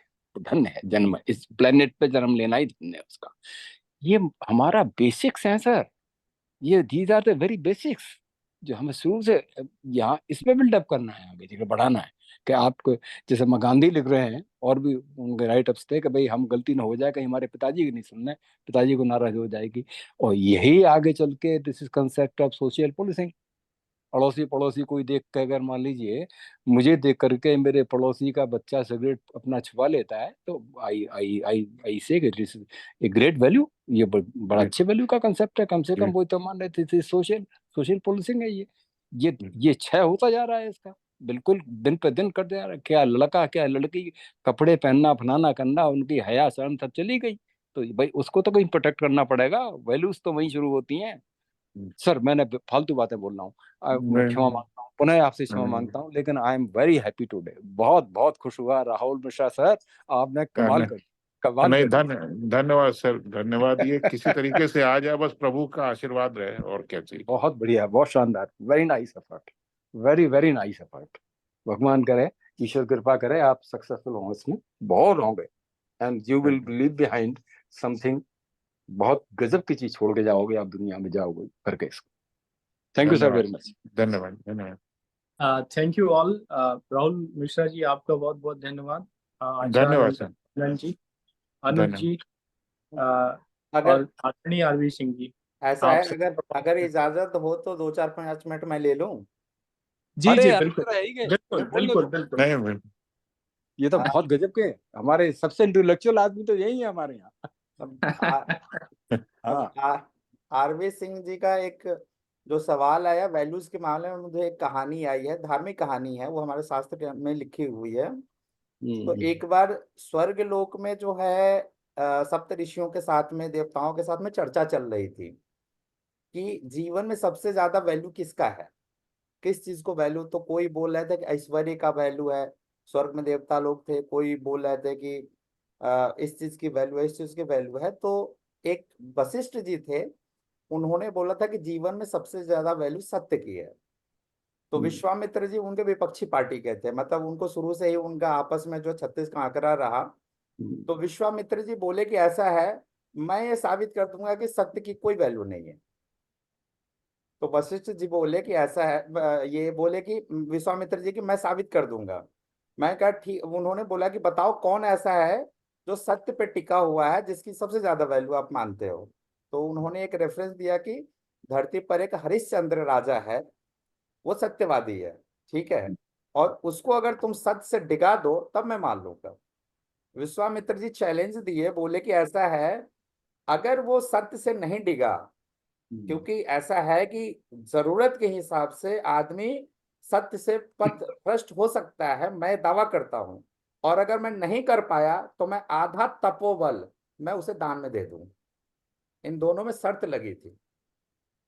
उसके बाद हो सकता है आप लोग विश्वामित्र के और सत्यहरिश्चंद्र के बारे में जानते होंगे ज्यादातर चीजें, कि किस प्रकार से विश्वामित्र जी परीक्षा लेने आए। परीक्षा लेने आए तो उन्होंने पहले हरिश्चंद्र को बोला कि ऐसा है कि वो जानते ही थे, सप्त ऋषियों में से एक थे वो। तो आए और बोले कि ऐसा है कि मुझे कुछ धन चाहिए, मुझे आश्रम में आवश्यकता है, मुझे कुछ धन चाहिए। तो हरिश्चंद्र राजा थे, बोले आपको जितना धन चाहिए आप मुझे बताइए, मैं अभी के अभी आपको अपने राजकोष से दे देता हूँ। तो उन्होंने बोला कि नहीं, ऐसा है कि एक व्यक्ति जो है अपना भाला जहां तक फेंकेगा और जितना दूर का होगा उतना मुझे धन चाहिए, उतना तुम मुझे धन दे देना। मतलब उसमें तो हुआ कि चलो ठीक है, जिसको आप बोलिएगा वो भाला फेंके और उतना धन मैं आपको अभी कभी दे देता हूँ। भाला फेंका, धन इतना निर्धारित हो गया कि इतना धन ले जाइए आप। विश्वामित्र जी बोले कि अभी मैं ले नहीं जाऊंगा, तुम मुझे, मैं मेरे धरोहर के तौर पे तुम इसे संभाल के रखो, जब वास्तविक आवश्यकता होगी तो मैं तुमसे आके ले लूंगा। उसके बाद फिर उन्होंने कुछ परीक्षा लेने के लिए इस प्रकार से षड्यंत्र रचा, विश्वामित्र जी, कि हरिश्चंद्र की राज्य को भी उन्होंने ले लिया। ऐसा कुछ मतलब षड्यंत्र रचा कि राज को उन्होंने बोला कि मतलब ये तंग आके बोले कि इससे अच्छा कि मैं राजपाट का त्याग देता हूँ, मैं आपको दान दे देता हूँ, किसी बात पे उनको बोल दिया। उन्होंने राज ले लिया, और राज लेने के बाद विश्वामित्र जी बोलते हैं कि अब याद करो कि तुमने एक वचन दिया था मुझे कि इतना धन तुम मुझे दोगे। अब हरिश्चंद्र जी बोले कि ऐसा है कि मैंने तो सारा राजपाट अब दान में दे दिया आपको, अब उसके बाद तो मेरे पास कुछ बचा नहीं है। तो विश्वामित्र जी बोले तो फिर तुम बोल दो कि तुम सत्यवादी नहीं हो। तो इस प्रकार से फिर उनको पत्नी बेचना पड़ा, पुत्र बेचना पड़ा। राज की स्थिति ये थी कि पुत्र जो है, पुत्र लेटा हुआ है दाह संस्कार के लिए, और पत्नी को राजा ने एक सजा दिया था कि इसको मृत्यु दंड दिया जाए। और सजा देने के लिए जिस चांडाल को नियुक्त किया गया था, उसके कर्मचारी थे राजा हरिश्चंद्र। तो उनके पास ये आया कि अपनी पत्नी को मृत्यु दंड भी उन्हीं को देना है। उस टाइम में विश्वामित्र जी प्रकट हुए और बोले कि ऐसा है, तुम इतना सब कुछ गवा चुके हो, बस तुम इतना बोल दो कि तुमने मुझे इस प्रकार का कोई वचन नहीं दिया था। सत्य हरिश्चंद्र उस टाइम में भी बोले कि ऐसा है कि अगर मैं सत्य से विमुख हो गया तो समझो कि मैं भगवान से विमुख हो गया। इसलिए मैं इस परिस्थिति में भी अपने सत्य से विमुख नहीं होऊंगा। मैंने आपको जो दिया था उसके हिसाब से मैं चला हूं, और मुझे दंड देना है, मृत्यु दंड, तो मैं देने के लिए तैयार हूं। और उन्होंने अपना तलवार चलाया और भगवान प्रकट हो गया। वो धर्मराज के रूप में थे, जो मतलब चांडाल बने थे, धर्मराज थे वो। और एक जो पत्नी जिनके हाथों बेचा था वो भी खुद शिव जी थे। तो ये मैंने कहानी इसलिए बताया कि जो वैल्यू जो बोलते हैं ना जिसको, वैसे वास्तविकता में अगर कलयुग में या किसी युग में बोला जाए, अलग प्रवृत्ति के व्यक्ति के लिए अलग चीजों का वैल्यू ज्यादा, अलग अलग वैल्यू है। जैसे हो गए। जैसे जैसे अगर तामसिक प्रवृत्ति का व्यक्ति है, हर व्यक्ति अपने हिसाब से वैल्यू को डिफाइन करता है। कोई तामसिक प्रवृत्ति का व्यक्ति होगा, उसके लिए ताकत ही सबसे ज्यादा वैल्यू रखेगा। कोई अगर अगर राजसिक प्रवृत्ति का व्यक्ति है तो उसके लिए राज, सत्ता, ऐश्वर्य की वैल्यू सबसे ज्यादा होगी। कोई सात्विक प्रवृत्ति का व्यक्ति होगा तो उसके लिए परहित सबसे बड़ा मूल्य रखेगा। ये हमारी प्रवृत्ति पर डिपेंड करता है कि हम किस चीज को वैल्यू ज्यादा देते हैं। लेकिन वास्तविकता में अब ये तो प्रवृत्ति के हिसाब से लोगों के अंदर में वैल्यू की कीमत, किस चीज की वैल्यू ज्यादा है वो मैंने बताया, लेकिन वास्तविकता में तो सात्विकता का ही महत्व सबसे ज्यादा है। अगर हमारे धर्म ग्रंथों में बोला गया है तो सात्विकता का ही सब जगह महत्व ज्यादा है। और सात्विकता में अगर बात की जाएगा तो परहित और उसके जो मूल्य में, जैसा आचार्य जी बताए भी थे कि जो धर्म है, जो धर्म है और धर्म के लक्षण है और जो धर्म के आचरण है, उसी की वैल्यू सबसे ज्यादा है। अब थोड़ा सा मैं इस रामायण वाले में भी मैं थोड़ा सा मतलब देखिए, इस मामले में थोड़ा सा आलोचनात्मक, मैं यूनिवर्सिटी के मामले में थोड़ा सा आलोचनात्मक विश्लेषण में रखना चाहूंगा कि रामायण में अब जैसे हम देख रहे हैं आजकल के कलयुग में क्या है, रामायण पाठ बहुत हो रहा है, घर घर में हो रहा है, लेकिन उसका प्रभाव क्या हमारे आचरण पे पड़ रहा है? शायद नहीं। मैं जो आजकल देख रहा हूं, यहां तक कि जो रामायण पाठ करवाने वाले मंडली हैं, जो रामायण पाठ स्वयं करा रहे हैं और दूसरे का भी कर रहे हैं, उनके आचरण में भी वो राम के जो आचरण होने चाहिए वो नहीं है। यही वजह है कि हम रामायण पाठ बहुत कर रहे हैं, राम धुन हम 24 घंटे गा रहे हैं, लेकिन राम के जो आदर्श के, उनके जो आचरण हमारे अंदर होने चाहिए वो हमारे पास नहीं है। अभी इनका बहुत अच्छा सवाल था कि हमारा उद्देश्य क्या होना चाहिए, कि हम वैल्यूज को कैसे बढ़ा सकते हैं। और वो वैल्यूज अगर किसी में डालना है तो आपको बचपन से डालना पड़ेगा। आप ग्रेजुएशन में जाके किसी को सोचिएगा कि हम उसके अंदर वो वैल्यू डाल दे, उसमें परिवर्तन ला दे, तो शायद मुश्किल है। कहते हैं ना कि पक्के घरे पे मिट्टी चढ़ाना मुश्किल है। वैसे ही अगर आदर्श किसी के अंदर, बच्चे में अगर किसी व्यक्ति के अंदर डालना है तो उसका निर्माण हमें शुरू से ही करना पड़ेगा, उसके बचपन में ही उन मूल्यों को डालना पड़ेगा, तभी वो अपने मूल्य को समझेंगे कि हमारे मानव मूल्य क्या है। तो मेरा ये मानना है, देखिए यूनिवर्सिटी बनाना बहुत ही अच्छा मतलब प्रयोजन है, बनना चाहिए, बट वो बहुत ही कम लोगों के ऊपर इम्पैक्ट डालेगा। आजकल तो ऐसा है कि गीता का ज्ञान या रामायण का ज्ञान आप फ्री में भी बांटिएगा तो लोग लेने को तैयार नहीं है। यूनिवर्सिटी हम बहुत बड़ा बना लेंगे, लेकिन हम अगर देखिए कोई भी एक तरह का, मान लीजिए कि मैं बिजनेस के तौर पे भी बोलूं कि फैक्ट्री बनाना बड़ी चीज नहीं है। फैक्ट्री का कंजम्पशन, जो गुड्स बनेगा उसका कंजम्पशन कौन करेगा, उसकी मार्केटिंग सबसे इंपॉर्टेंट है। हम यूनिवर्सिटी खड़ा कर लेंगे, लेकिन उसमें बच्चे पढ़ने वाले कौन आएंगे, कितने लोग इंटरेस्टेड होंगे उस रामायण यूनिवर्सिटी से रामायण का वो मतलब रिसर्च करने के लिए और जानने के लिए, ये इंपॉर्टेंट है जानना, उसका एनालिसिस। अनुज जी बीच में बोल दूं थोड़ा सा। जी जी ये जी हमारे शायद क्योंकि हमारी चश्मदीद मुलाकात तो नहीं, मैंने पहली बार ही सुनी है, उनकी वाणी सुनी है हमारे अपने राहुल मिश्रा सर की, जिन्होंने जी बोला है। ही उनके उनका जो कंसेप्शन है, उनका जो कंसेप्ट है इसका, वो बिल्कुल क्रिस्टल क्लियर, ऐसा बहुत बढ़िया। He is quite a knowledgeable man, well educated person. वो तो काफी सोच समझ के, जैसे आप हमने हरिश्चंद्र की कहानी सुना रहे थे, फलाना राज्य दे दिया, हमारे राहुल मिश्रा सर हैं वो उसको सेकंड करेंगे, अरे भाई कंपनी आपने भेज दी, असेट थोड़ी बेची है, असेट गई तो लायबिलिटीज भी गई उसके साथ, तो उसमें क्या बात है? वो तो जवाब दे सकते थे, वो ऐसा हरिश्चंद्र नहीं दे पाए थे। ऐसा राहुल नहीं, मैं विरोध नहीं कर रहा हूँ। देखिए मैंने हाँ आपको बोला ना, मैं विरोध नहीं करता हूँ। अब मैं आईटी से हूँ, आईटी में एक प्रोजेक्ट मैनेजमेंट का एक रूल होता है, मदरबोर्ड। हाँ, जब हम कोई चीज प्लान करते हैं ना, तो आप तो वो साहब किस हम किस आपसे इतनी प्रकार उम्मीद से करते हैं, फेल सुनिए, हो सकता है। You have horde of knowledge, आपके पास नॉलेज और अच्छी है, अच्छा असेसमेंट कर लेते हो और सही असेसमेंट करते हो, बहुत बढ़िया। आप भाई साहब डेफिनेशन बनाइए वैल्यूज के, क्या आप चाहते हो, what you approve of it as on date, आज की तारीख में हम ये वैल्यूज की हमारी ये डेफिनेशन होगी, इसके आधार पर आगे बढ़ेंगे, हम उसी बात को आगे बढ़ाएंगे, हमारे अंतरंग जी देंगे। मिश्रा सर हमारे, इन्होंने बहुत कुछ काम कर रखा होगा, जैसे बता रहे हैं, अभी एक्सपोज नहीं कर पा रहे हैं प्रॉपरली, ये इन्होंने बहुत मेहनत कर रखी होगी, काफी बैकग्राउंड होगा। मैं तो अपने दूसरे उद्देश्य से बोल रहा हूँ, आप समझिए पुलिस है दिमाग, कैसी समझिए कि मैं भाई। कुछ बोलना चाहूंगा हाँ अनुज जी बोलिए की सर, बात पे। बोलिए। हाँ अ, बोलिए। बचपन में क्या था, जब मैं छोटा था तो हमारे घर में टीवी लगी हुई थी, और उस जमाने में क्या होता था कि कानपुर में लाइट बहुत जाती थी। तो जो मैंने रामायण का पहला एपिसोड देखा, तो उसमें जो भगवान राम, भगवान लक्ष्मण थे, उन्होंने सूर्पनखा का नाक कान काट दिए। वो पहला एपिसोड था जो मैंने देखा, और उसी सीन से देखा। और फिर इसके बाद थोड़ी देर में लाइट चली गई। अगले 2-3 सप्ताह वो लाइट नहीं आई। तो 3-4 सप्ताह और उसके भी कई आगे सप्ताह तक मेरे दिमाग में यही इंप्रेशन था कि कितना गंदा आदमी था, उसने नाक कान काट दिए इस औरत के, और वो विलेन होगा। तो समस्या ये है कि अनुज जी काफी लेट ज्वाइन किए, और हाँ, ये जो हाँ। चर्चा का विषय है उसमें बहुत बहुत सारी चीजें छूट गई थी, तो इस वजह से वो नहीं, चीज। मैं हालांकि बड़ा जेन्युइनली एनालिसिस किया है हमारे अनुज जी ने। मैं थोड़ा सा उसमें कुछ शेयर करना चाहूंगा।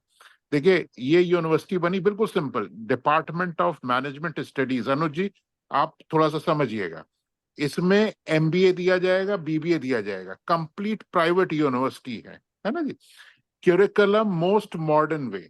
अब अभी जैसे हम चर्चा कर रहे थे, फाइनेंस अकाउंट्स, हमारा वेस्टर्न मैनेजमेंट, आज हम भी बड़ी बातें करें, हमारी पीएचडी यूएस से है, सब हमने पढ़ लिया उल्टा सीधा और आ गए।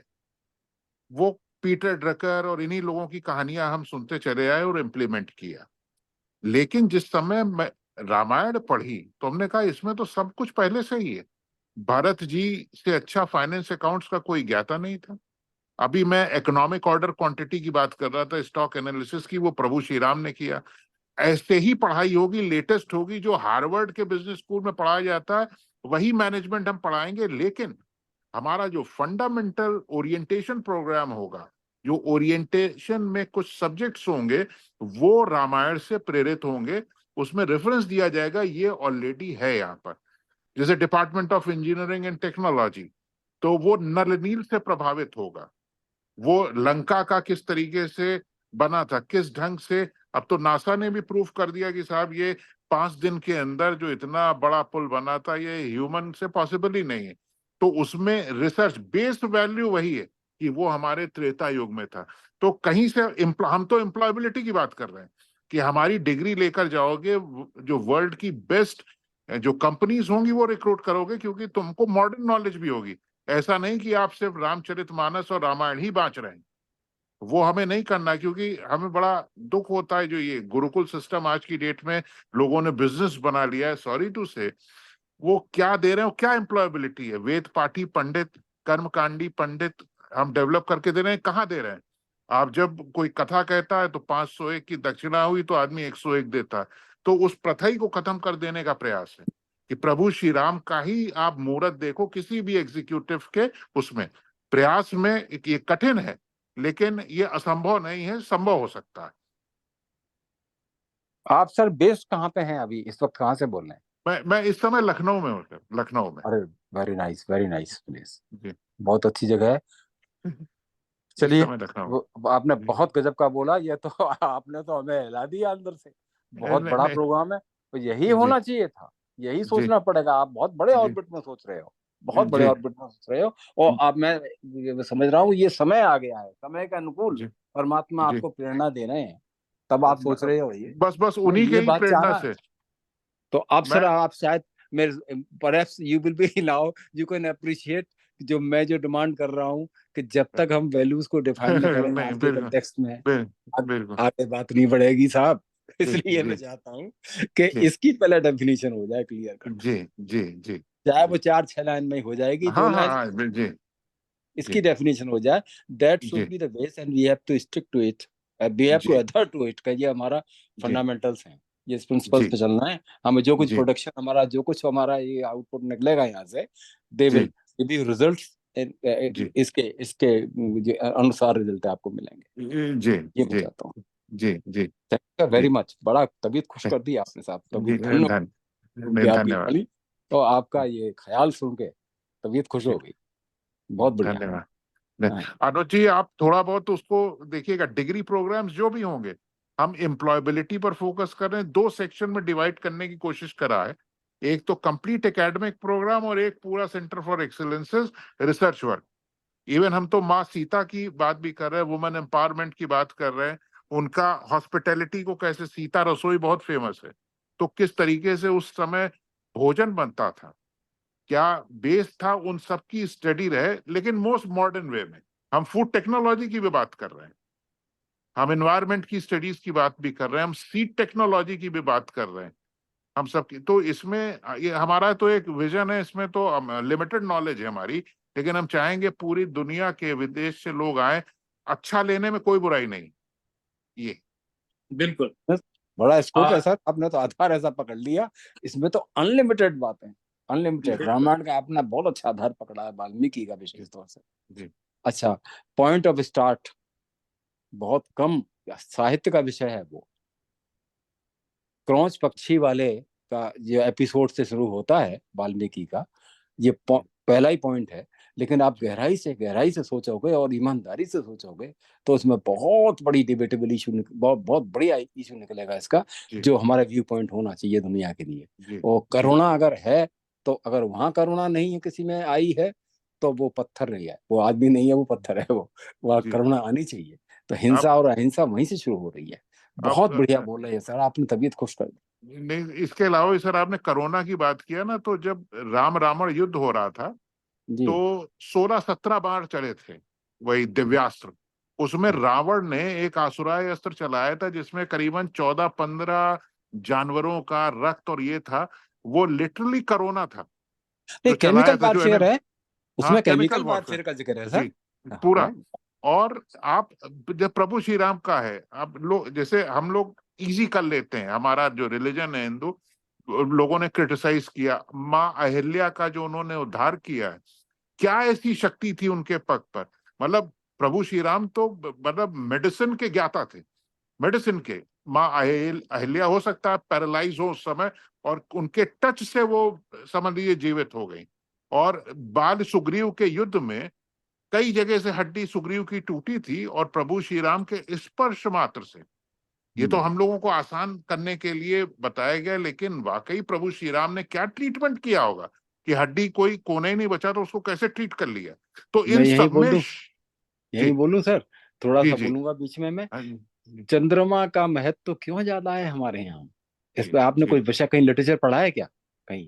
आप देखिएगा, गोस्वामी जी ने जो उसका समाहित किया है, मैं तो गोस्वामी जी पर ज्यादा आ रहा हूँ, उन्होंने भी समाहित किया। वो तो आयुर्वेद के बहुत बढ़िया आचार्य थे, औषधि पे तो उन्होंने शुरुआत से ही शुरू करी है। पहले पहले ही बंदो गुरुपद पदम परागा सुरुचि सुवास सयस अनुरागा, पहले सेंटेंस से शुरू कर दिया है। और वो अमी मूर्मय चूर्ण चारु, ये चूर्ण का जिक्र शुरू से ही कर रहा है आयुर्वेद में। और मून जो है चंद्रमा, हमारे आयुर्वेद का आधार है। इस पर कहीं स्टडी आपको नहीं मिलेगी कि जितनी औषधि के गुण आते हैं वनस्पतियों में, वो चंद्रमा से आते हैं, सूर्य से नहीं आते हैं। जी ये कहीं आपने कहीं सुना है, कहीं स्टेटमेंट ऐसा नहीं, यही चीजें डॉक्यूमेंटेड फॉर्म में देखिए सर होनी चाहिए। तो अब आप देखिए वो क्या बोल रहे हैं भी जो है ना आरपी सिंह जी, हाँ सर, जो ब्रह्मचर्य है ना, हाँ जी, आप जब देखते हैं ना नवरात्र में प्रथम शालपुत्री थी, द्वितीय ब्रह्मचारिणी जी, वह चंद्रमा का स्थान है जी। वो आप देखेंगे जब स्वादिष्ठान चक्र पे जो तंत्र साधना की जो कुंडलिनी योग है, चंद्रमा बना हुआ है वहां पर। और वो भगवान शिव की मस्तिष्क में जो चंद्रमा, और यहाँ पर वो उसको ब्रह्मचर्य की सिद्ध करने के लिए वो बीज मंत्र है, वंग बीजम वरुणम ध्यात अर्ध चंद्रम शशि प्रभम क्षुत पिपासा सहिष्णुत्वम जल मध्येशु मज्जनम। मतलब जल तत्व पे सिद्धि जो है, ये पंचमहाभूत की सिद्धि के लिए वो इस तरह का है। तो नहीं, वो बिना चंद्रमा मतलब के आधार के कहीं हाँ कुछ है? जी, बिना चंद्रमा के आधार लिए कहीं कुछ है क्या? क्योंकि वो ले रहा, देखिए आज एकादशी है, एकादशी तो मतलब कल एकादशी था, आज द्वादशी है, कहीं कहीं एकादशी आज है। तो ये जो कुछ भी होता है ये चंद्रमा से ही होता है, पूरी परिक्रमा। हाँ, तो मैं और औषधि वो की बात कर रहा हमारी था। पृथ्वी पर तो मैं नहीं, जो एलिमेंट मैं बताना चाह रहा था कि औषधीय गुण वनस्पतियों में आते हैं तो चंद्रमा के आधार से आते हैं। ये बीच में कहीं किसी का डिस्टर्बेंस आ रहा है। गोस्वामी जी लिख रहे हैं उसमें कि विधु महिपुर मयूख नहीं और रवि तप जितने ही काज और मांगे बारिश दे जल रामचंद्र के राज। आप शुरू करिए, आप इसी की एनालिसिस कर लीजिए, आनंद आ जाएगा। आप लोग देखिए, जितने औषधीय गुण हैं वनस्पतियों में वो चंद्रमा के आधार से डेवलप होते हैं। विदु महिपूर मयूख नहीं और रवि तप जितने ही काज। और जितनी बारिश होती है, जो कुछ बारिश होती है वो रवि, वो सूर्य के ताप के अनुसार होती है, उसके अनुसार होती है। जितना जल आवश्यकता है उतना ही। और मांगे बारिश दे जल रामचंद्र के राज। That is what I wanted to say. अब इसमें इतना बड़ा स्कोप है रिसर्च का, जो हमारे डॉक्टर मिश्रा साहब बोल रहे थे, रिसर्च का बड़ा, बहुत गजब का, अनलिमिटेड। मैंने तो कहीं देखा भी नहीं है। लोगों ने वर्क किया होगा लेकिन हम इतना पढ़ ही नहीं पाए। हम तो वैसे ही कुपड़ा आदमी, हम कहाँ जा रहा पढ़ पाए, बेकार की बातों में उलझे रहे। लेकिन अभी हम देख रहे हैं कि ही इज ओपनिंग अप इसको, बहुत बड़ा वाइड स्कोप खोल रहे हैं साहब ये। और ये मैं तो इसको बढ़ूंगा, it is a revolutionary step. जो पुरानी रूढ़वादी बातों को वो अमेंड करके आगे ला रहे हैं, तो it is a revolutionary step. He is able to do it. भगवान करे इनको पूरी शक्ति मिले, जैसा भी करें ये इनका बिल्कुल सपना एकदम साकार हो जाए। तो ये एक रिवॉल्यूशन हो जाएगा। It will for betterment of all the entire globe. Globe के लिए ये सब better. Thank you sir very much. And हम धन्यवाद। सबको प्रणाम करते हैं। अरे नहीं सर, धन्यवाद। अननेसेसरी आपका टाइम वेस्ट किया है सभी का, सबसे क्षमा मांगते हैं सर। विदा भी लूंगा मैं थोड़ा सा, मुझे निकलना भी है यहाँ से, अब बैठूंगा सर। Thank you sir. आप सभी का धन्यवाद। अनुज जी, आचार्य जी, आरवी सिंह जी और आदरणीय राहुल मिश्रा जी, सभी का धन्यवाद। धन्यवाद सर, धन्यवाद, बहुत बहुत धन्यवाद। जय श्री राम। जय श्री राम, जय श्री राम, जय श्री राम, जय श्री राम, जय जय श्री राम।